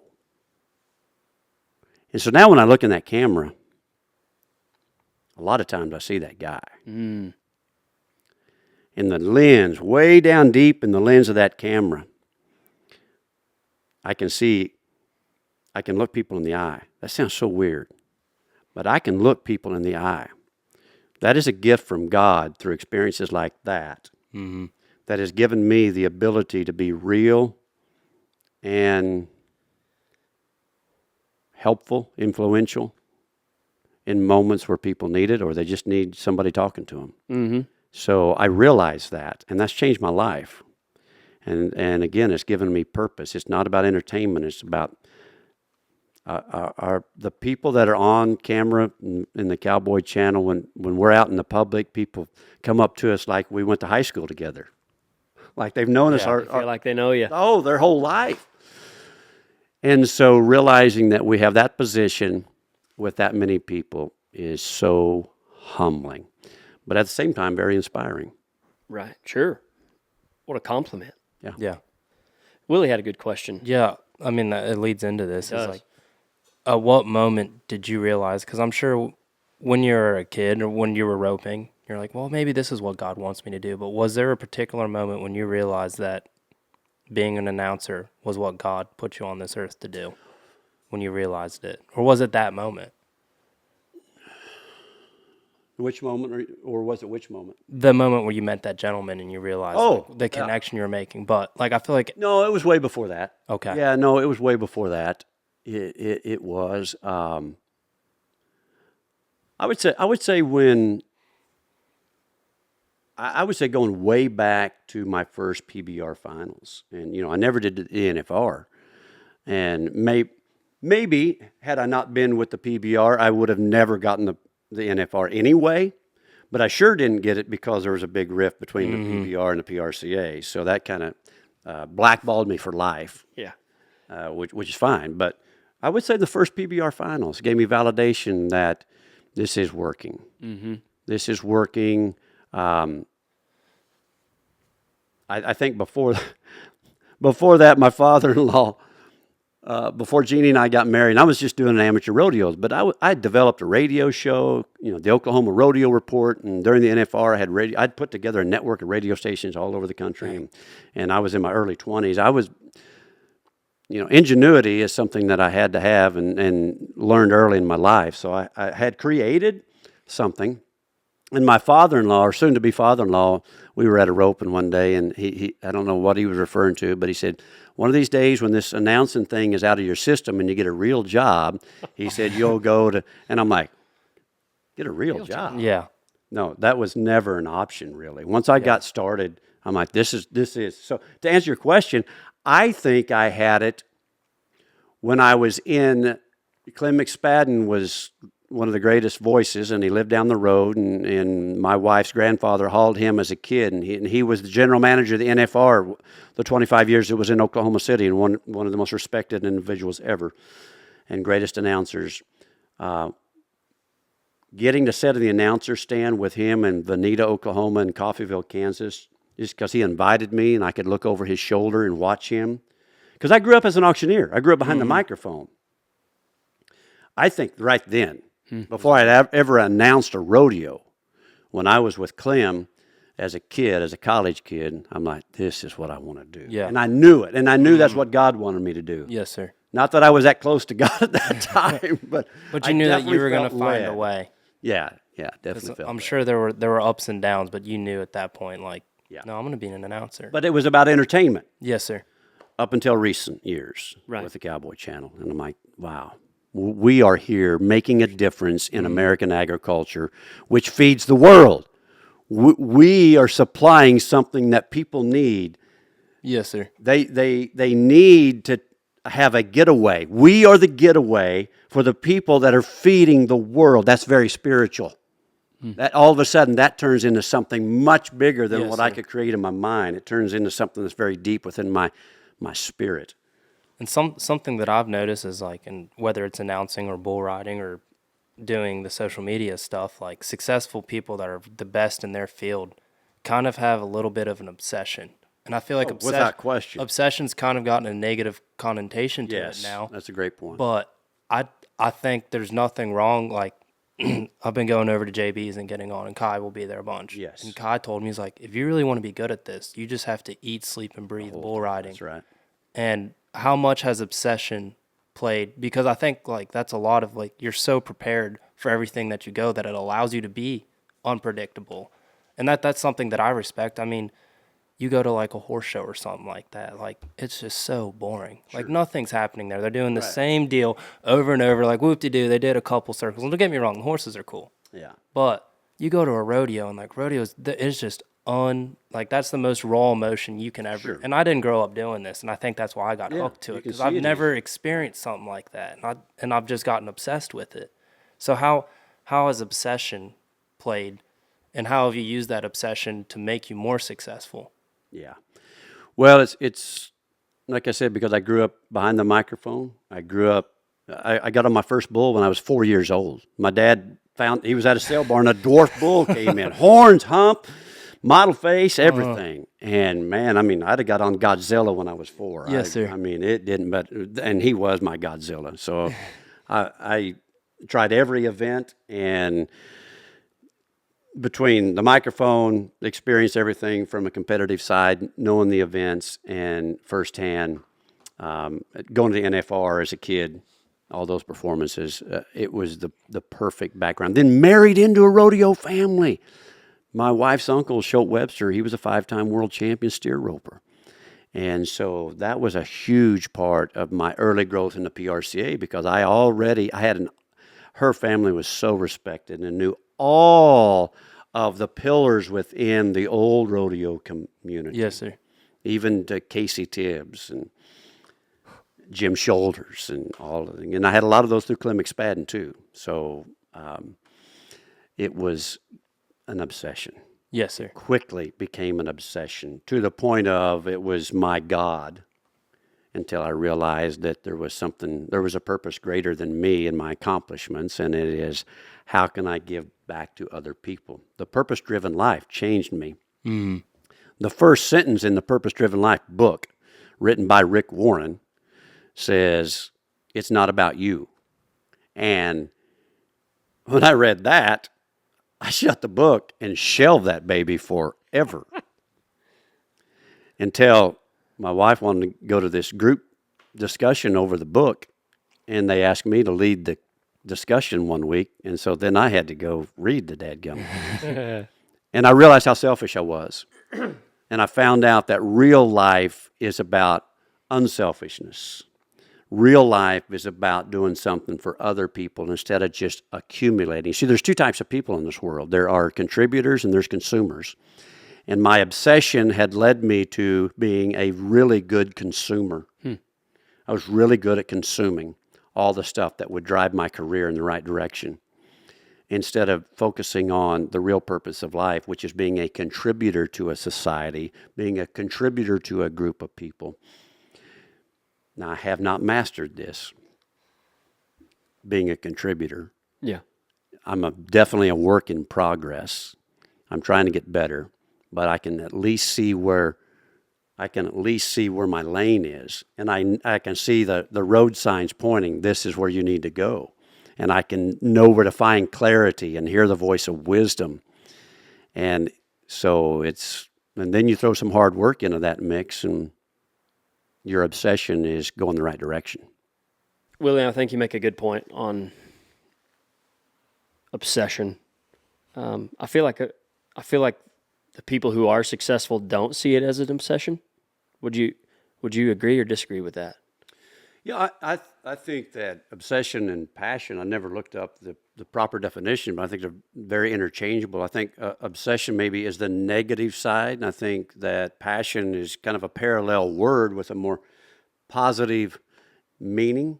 I think obsession maybe is drive that leads you down the wrong way, and maybe passion is that same drive that leads you in the right direction, through hearing, or getting peace and clarity and wisdom. I think passion is obsession with wisdom. Sir. Maybe. And I think you can be successful with both, but in the greater scheme of things, as servants to God, having that passion is a little bit more aligned with His path. Yeah.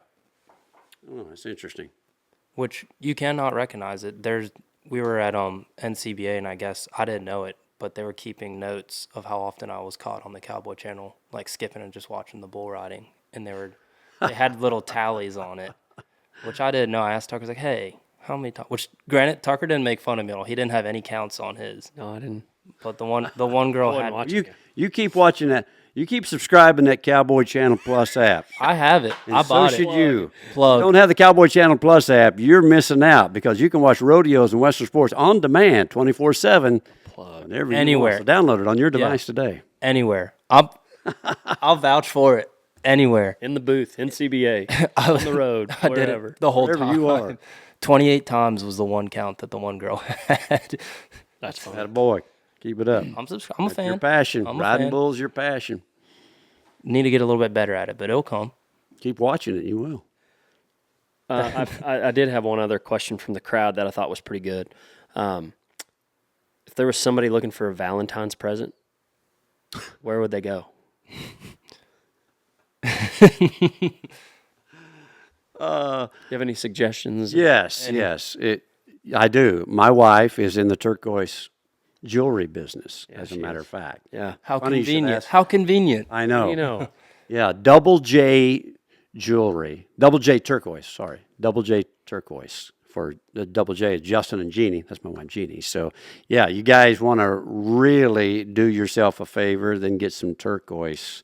And turquoise, there's all kinds of colors of turquoise now.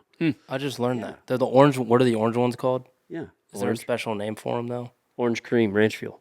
That's true. I don't know. The girls were like telling me about all these different. The orange colors and, the blacks and browns. Yeah, anyway, so there you go. You're welcome. You're welcome. Welcome. And I could My find inner Del Brisby coming out right there. I could find something for my mom. I don't have a Valentine. Mother's Day, I haven't had one yet, but Mother's Day. birthdays. There you Anything go. of that. Yeah, there you go. And there's a website. And they'll be at the sale. Double J turquoise out, and the R.A. Brown Ranch spring and fall sales. Yep. Got a booth there. You can get a bull, horse, and some really cool jewelry. Mm-hmm. You could win across the board. One-stop shop. Win. Win, win, win. One-stop shop. One-stop shop. Yeah, maybe not everything you need, but pretty much. Pretty much. Who has been the most influential? No. This was the question I was trying to think of. Like, during the break of you said you have an eye and an ear listening to communicators and announcers outside of Western sports. Who is one of your favorite announcers or broadcasters? Is it Tom Brady? Is it Tom Brady? Tom Brady's great. I'm a big Tom Brady fan. Yeah, Tucker he's is not. He's a fantastic guy. I agree. I didn't say I wasn't a fan. No, you straight up don't like Tom Brady. Lies. No, you send me reels coming at Tom Brady all the time. You make fun of me for being a Tom Brady fan. Oh, I do. I make fun That of is you for proof. being a football fan. Yeah, I've never trashed his broadcasting or his football Anyways. skill. I just like to tackle you. I just wanted to make Anyway, it back to the public. question. Yeah, so interesting that you bring that up. I love the answer. I'll get to it here in a minute. But first I want to say that, I can't think of the song. There was an old country song that had a line. I learned, I watched the man talk on the 6 o'clock news. And that's pitiful that I can't think what that song is. But that's what I've done my whole life, is I've studied the people on TV that I really admired, and I've watched them. So a lot of what I do for the Cowboy Channel is I host a pregame show, whether it's the NFR or whether it's the summer run, the 100 Days of Rodeos. I'm out there. We do a pregame show, and it's like college game day. Yeah. We tell the inside stories. We come up with the numbers. We do interviews with the influencers and the stars and the people that are getting ready to play the game. We're on location, so we try to get some fan involvement. And through the years, I have watched a lot of college game day, specifically so I could be those guys. And nice. yeah. And it's kind of funny how through the ages I've watched from the host standpoint. Reese Davis does an amazing job, because a lot of times I'm in that position. And Herb Street, of course, he's the expert, and I've had to kind of fall into that role sometimes too. And if I'm the only person, sometimes I'm just by myself, then I've got to do both. But this is funny. Who I really have studied the most is Lee Corso. Oh, yeah. And here's why. Because when I started out doing the PBR television, I was a host with Tuff Hedeman. He was the analyst. So I did play-by-play, he did color. And then they wanted to move some mainstream guys in, but they didn't want to lose me because I could bring the stories together. Well, I wasn't a professional bull rider. I didn't have that background, so I couldn't be the expert. And so they bring a mainstream guy to be the host. So I was caught in the middle for a lot of years. And so I kind of had to create an image and a different classification for me to maintain my job. At least I felt like I had to. So I watched Lee Corso. And he was the guy that was very vulnerable. He was the guy that would make fun of himself. He was the guy that would, when everybody was trying to be serious, he would just break it down. And he would bring something completely off the wall, and people would listen. Mm-hmm. Right? So a big part of what I do every day goes back to watching Lee Corso. That's cool. What do you think of Pat McAfee? What he's done? About him. Man. His ability to get a didn't crowd want to going. like him. Right? He's so good. Yeah. He's so good. Yeah. You're like, you're not doing it right. You're kind of being rude. Are Yeah. you being rude? Exactly. Yeah. What a smart ass. Yeah. You know? Ooh, I like that. I like every part about him. Yeah. I know. I like He's so every good. part. Plus, then, one of the greatest moments on game day, of course, me and Flint Rasmussen, on Saturdays during the PBR years, we were a lot of times together watching. I'd go in his room or he'd come to mine. We'd watch game day, right? Because we both loved football and loved watching game day. I'm sitting in my living room right over there, and I'm watching him game day, who's on location where Montana State was playing, and Flint is on game day. Was he really? Yes. I missed that. Yes, he was on there. And then they showed Pat McAfee with the Montana State University College Rodeo team at their practice facility wrestling a steer.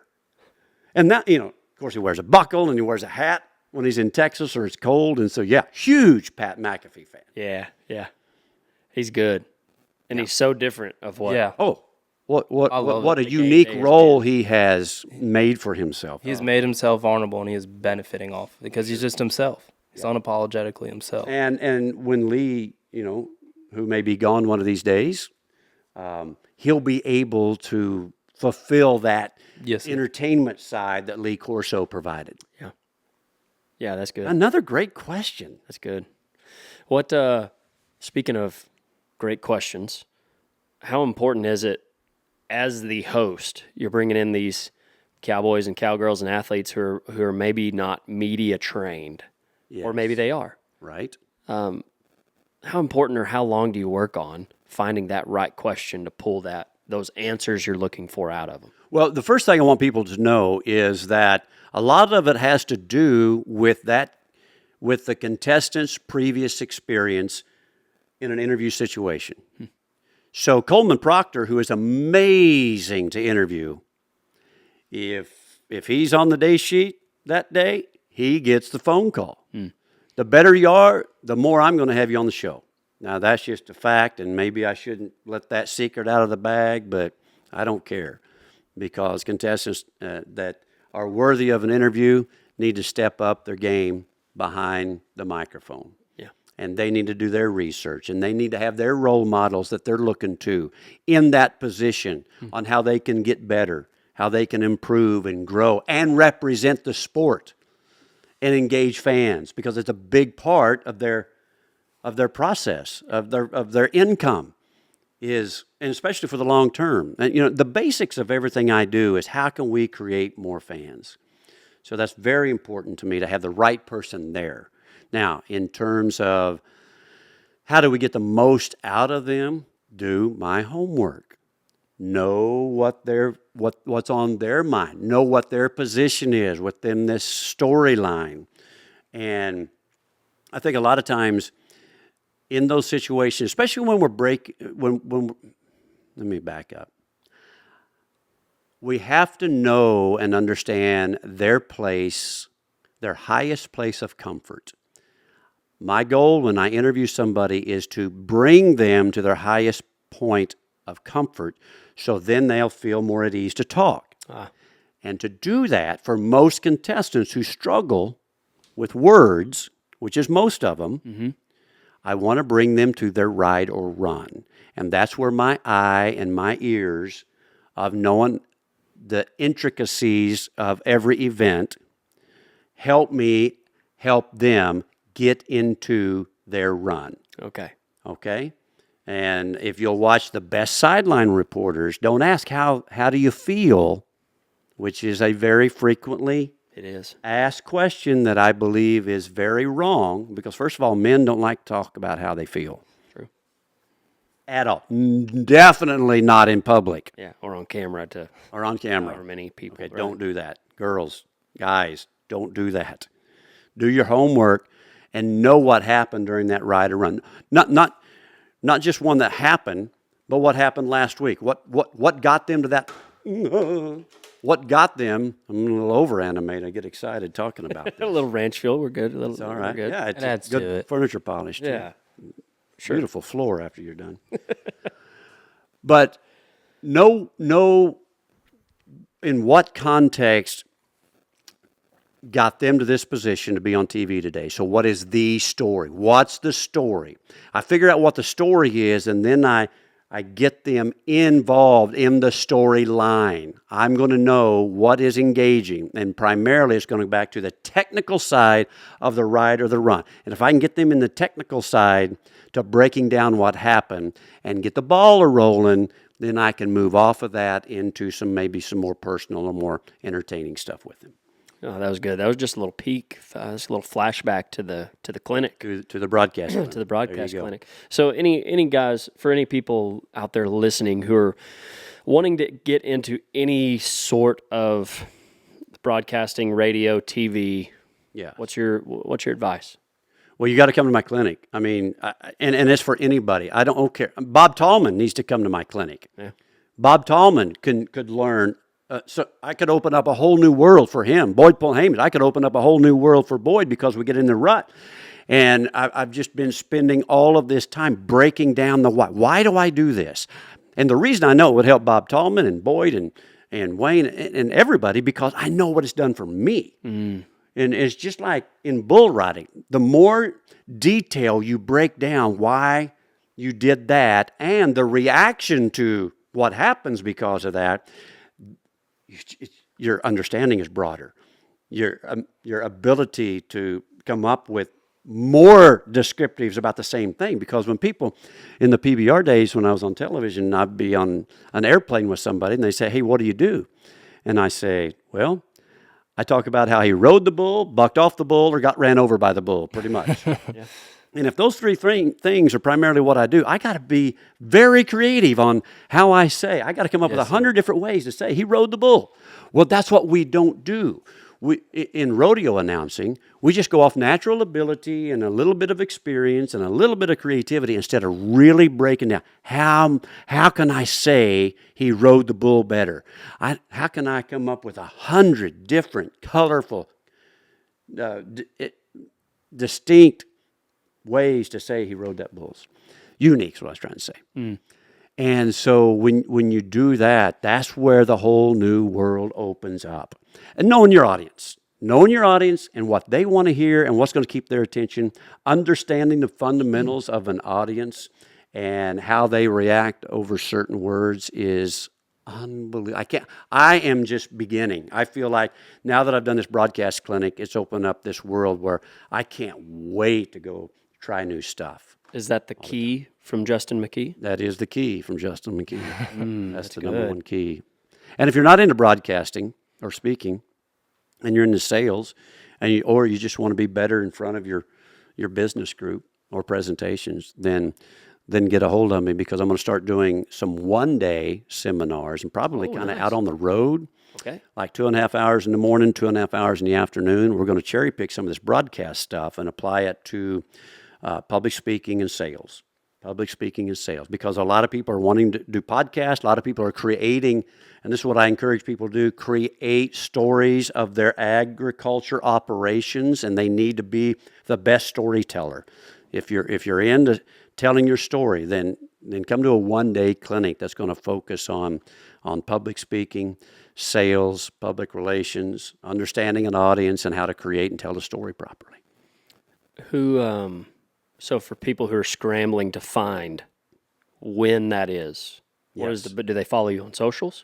Well, yes, follow me on social media. We're building a website as we speak, and so we're going to be able to have resources, and we're going to have schedules, and we're putting some of these in place. The keynote speaking has just kind of happened organically, and since that's been very successful, and that's you combine the keynote speaking with a broadcast clinic, and it's like, why don't I do a one-day clinic and go, if I'm in Cheyenne working with the Cowboy Channel, why don't I stay an extra day and do a one-day deal? I know there's a lot of businesses around Cheyenne that would send their sales team to me for a day.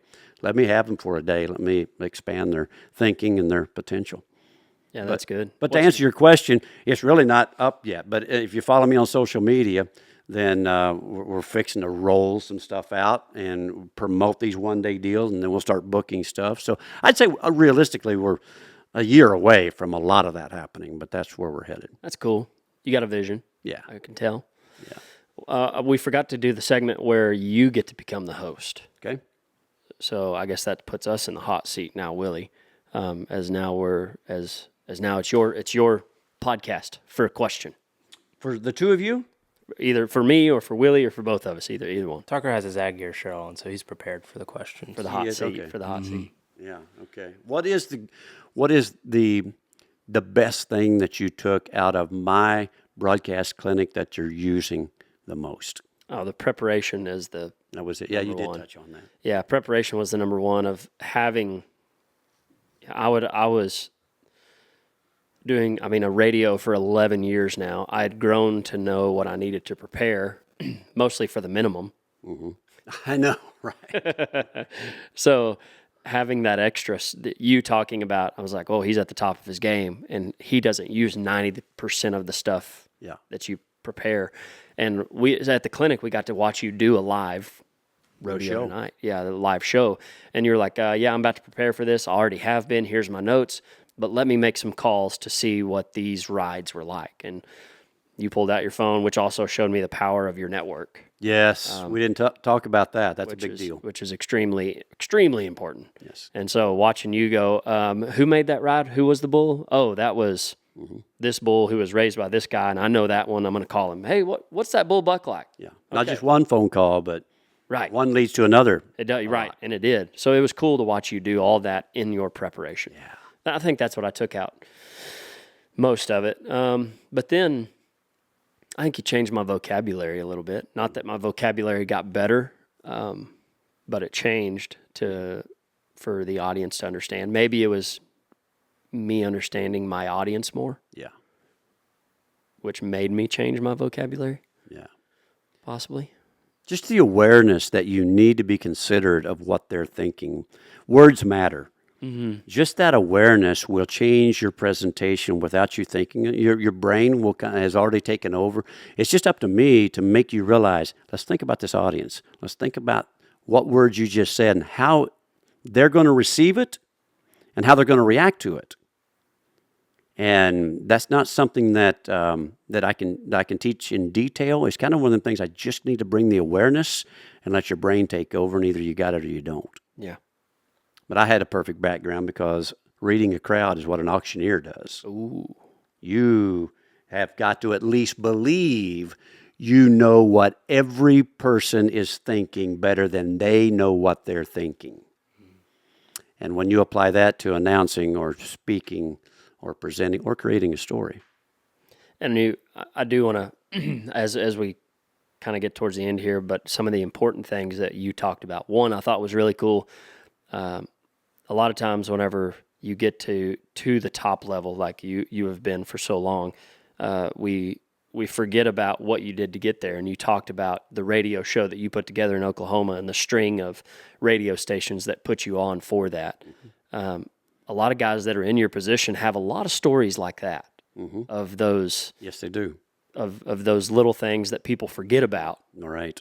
And can you touch on that for just a second of what that looked like, of that string of radio stations that you kind of created? Yeah. Well, it goes back to my FFA days because I was familiar with Ron Hayes in the Oklahoma AgriNet, and I'm trying to think who the guy was in Kansas that I haven't thought of his name in 20 years, but I should still be able to think of it. Anyway, but I knew those guys through being a state FFA president.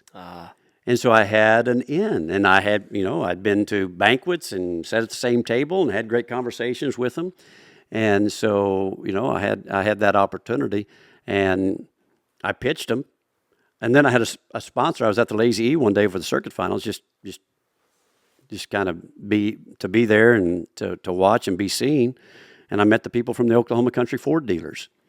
And I said, I've got a show that would absolutely fit your need for advertising. It's on the radio. And I pitched them, and they did it. And then I thought, well, if I can do it in Oklahoma, then I can do it in Kansas. And then I got to know the guys at the Montana AgNet, and they had all of Wyoming and Montana, and South Dakota did the same thing. And before you know it, I had 150 radio stations getting an NFR report. Wow. And this is crazy. And I would get sponsors. I mean, I'm in my early 20s. I remember one of my sponsors for the NFR show, when I was announcing, I found that those original Ricola cough drops were amazing. Huh. Yeah, just to keep you going, and so I got kind of where I used those Ricola cough drops a lot while I was announcing or after I was announcing or whatever. I got a hold of their ad agency one day in New York. That is awesome. They were a cash revenue sponsor of my NFR radio reports every day. Oh, that is great.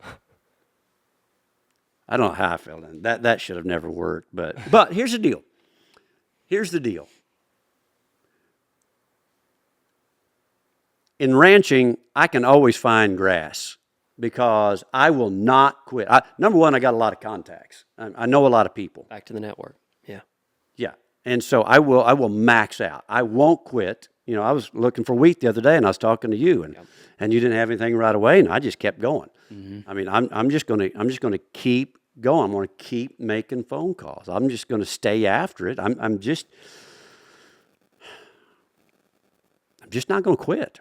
Mm-hmm. I just know. My dad always said, he never worried about me too much because he could drop me off anywhere on the planet and know that I could survive. And I'm just going to find a way to win. Again, it's a little bit that I'm that competitive. I mean, I think life is a competition, and I just believe in myself enough to know that if I work hard enough and just keep pushing, something will happen, and it has every time. That's good stuff. Could you say, what was the line again you had about obsession and passion together? Yeah. I've never thought of them as being words that could use interchangeably, but what? Yeah, they are. They're parallel words, and I think passion is a word that is more of a positive angle than obsession. I think obsession will blind you to what's reality and maybe blind you from using some wisdom. Where I think passion brings guidelines and wisdom and clarity with it, but there's also great motivation. The same motivation that's in obsession is in passion, but maybe in a more positive direction. That's cool. That's great stuff. I've never heard it put that way. I haven't either. That's the first time for me too. I'm coming home. I'm taking that home with me. I'm gonna use it if you'll allow me to. TM Justin McKee trademark. That's good stuff. Any other questions while you're the host? I kind of took back. What do you see as the greatest need in the cattle industry right now? In the cattle industry? Well, we're in a pretty good spot. Demand is really high, even though price is still pretty high. For beef, demand stays high, so I think that's good. I think there is some, we talked about it, people are more interested in where their food comes from than ever before. And we typically don't get into ag to be storytellers. We typically get in ag to stay away from story, to not be one. No. But if we don't tell our story, somebody else will, and that's been happening for a long time. So I enjoy it. My dad's a storyteller. My mom's a storyteller. And I believe I am one too. So trying to be part of the solution of telling the story. It's not, we don't have anything to hide. We get mad that the public is not quote unquote educated, and yet we won't show what we're doing. It's because we've believed the lie, the negative narrative that we are on the wrong side of the environment. Mm-hmm. We have started to believe that ourselves. Therefore, we don't feel like we have a story or should tell our story. Mm. We've believed the lie. And that is a lie of the enemy. We are the original stewards of the land. I love your ranch's mission. It's either your mission statement or you live for the land and natural resources. The land, then natural resources, and to take the responsibility to care for a safe food supply for a growing worldwide population. And I love that. And I think in agriculture, the only storytelling we've done has been on the defensive side. We've only played defense. We've never played offense until now. Like you said, if we don't tell our story, somebody else will. Then we got to play defense. But we got to take the initiative to receive the ball first. We need to receive the ball. Agreed. We need to go. We need to run. Play some offense. Yep. Play some offense. What is a verse that's been with you lately, or has been one that you've held close your entire life? Any of those, very much open, but a Bible verse that's meant a lot to you. So I've mentioned the body, soul, and spirit many times here, and understanding the body, soul, and spirit radically opened up a whole new world. I know I've overused that in this discussion, whole new world, but it truly did. It's made me understand who I am and why I'm here, and it's made me understand the Bible, which has been terribly confusing, but now I have a very strong grasp over most every corner of the Bible now, and it's not because I'm just keep reading it. It's because I understand that I live in a body, I have a soul, which is my mind, my will, and my emotions, my brain, my thinker, but my true person, my true identity is a spirit. That spirit has been around since way before I was born. That spirit is Christ in me. We're all born with a spirit. Some of our spirits are alive, and some of them are asleep. And so I've never felt worthy. I've always felt like a failure. I've always tried hard, but I eventually always failed the system of Christianity. But when I asked my pastor, Wade Markham, I said, man, I'm just not sure I believe. I'm trying to teach this, but I'm not sure I'm buying it. And he said, I know where you're at. And he said, you need to get that book, Andrew Womack, Body, Soul, and Spirit. And I read that book, and I'm like, my body is imperfect. My soul is radically imperfect. This, my mind, my will, my emotions lie to me a lot, but my spirit is what lives forever. So saying all of that, then my favorite verse for the last several years is 2 Corinthians 5:21 that said, God made him who had no sin, Jesus, to become sin for me so that I could become the righteousness of God. righteous? Yes. So Justin is saying that he is righteous. Yes, I am. Not in my body, because it's way flawed. Certainly not in my soul, my soulish man, because it's messed up bad. Lies to me all the time. My emotional guy lies to me a lot. But in my spirit, it's been perfected. Justified, sanctified, purified. My spirit, that's Christ in me. Yeah. My true identity, just like the verse says, has become the righteousness of God. Then it made sense. My relationship with God isn't dependent on what I do. Because no matter how hard I try, I'm going to fail that system. It's called legalism. Mm-hmm. The Pharisees knew it well, but we're in a new covenant where all I have to do is believe right. Believe in that verse, 2 Corinthians 5:21, and then remind myself every day that in my spirit, I've already been perfected. I've always been confused by the verses that says that I'm at the right hand of the Father. How am I? Because Jesus is at the right hand of the Father, and he's both places at once. He lives here and there. So part of me, my perfected one, my spirit man, is at the right hand of the Father and walking around in this old corrupt body. And they're like, well, now, so you believe in total forgiveness? Yeah, I don't ask for forgiveness. I've been given forgiveness. I'm thankful. My prayer is, Lord, thank you that my spirit has been made perfect by what Jesus did on my behalf, not by what I've done, but by what he did. And the more I focus on that perfectness, the more people want to say, well, then you can just go do whatever you want to do. To which I say, yes, I can. But the consequences on earth are dark. Sin doesn't separate me from God, but it does make my circumstances here on earth bad. Bad decisions make for bad consequences here on earth. But it never separates me from the Father. Mm-hmm. He never leaves me or forsakes me. Amen. Yeah. There you go. So there you have it. There's the spirit man is alive and well, and the more I focus on him, the more I gravitate toward making right decisions organically instead of out of obligation, which always fails. Pretty cool stuff. Did you hear any passion in that? There was a lot of passion there. Yeah, there's a lot of passion. Hey, let me tell you something. Cool. So when I was called to the ministry, my time in the desert for 7 years with that cowboy church, every week I had to talk myself into going and doing it. It's like, oh, man. Help me fool them just one more time, Lord. Help me. Just get me through this one night for 7 years. Now, I can't wait for these people to hear this. Yeah. Because I know this is true. I know this will change people's lives. I know this will set people free.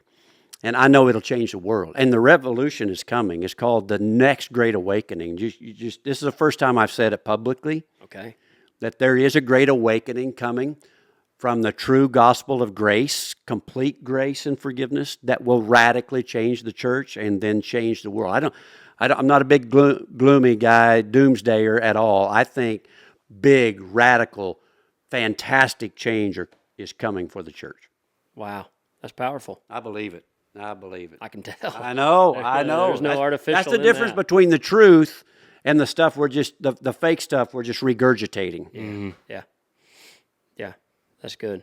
Well, thank you so much for for one being on the podcast. It was so special to have you, and then to let us in your home and bounce a bunch of questions off you and pull whatever it is out of you. Not that was very difficult, because it's always fun to hear Justin McKee talk. So you guys have made my year. I'm looking forward to seeing this land out there in social media, and looking forward to both of our brands growing as we continue to do it for the right reasons. Yeah, absolutely. Helping folks. Willie, did you have any fun there?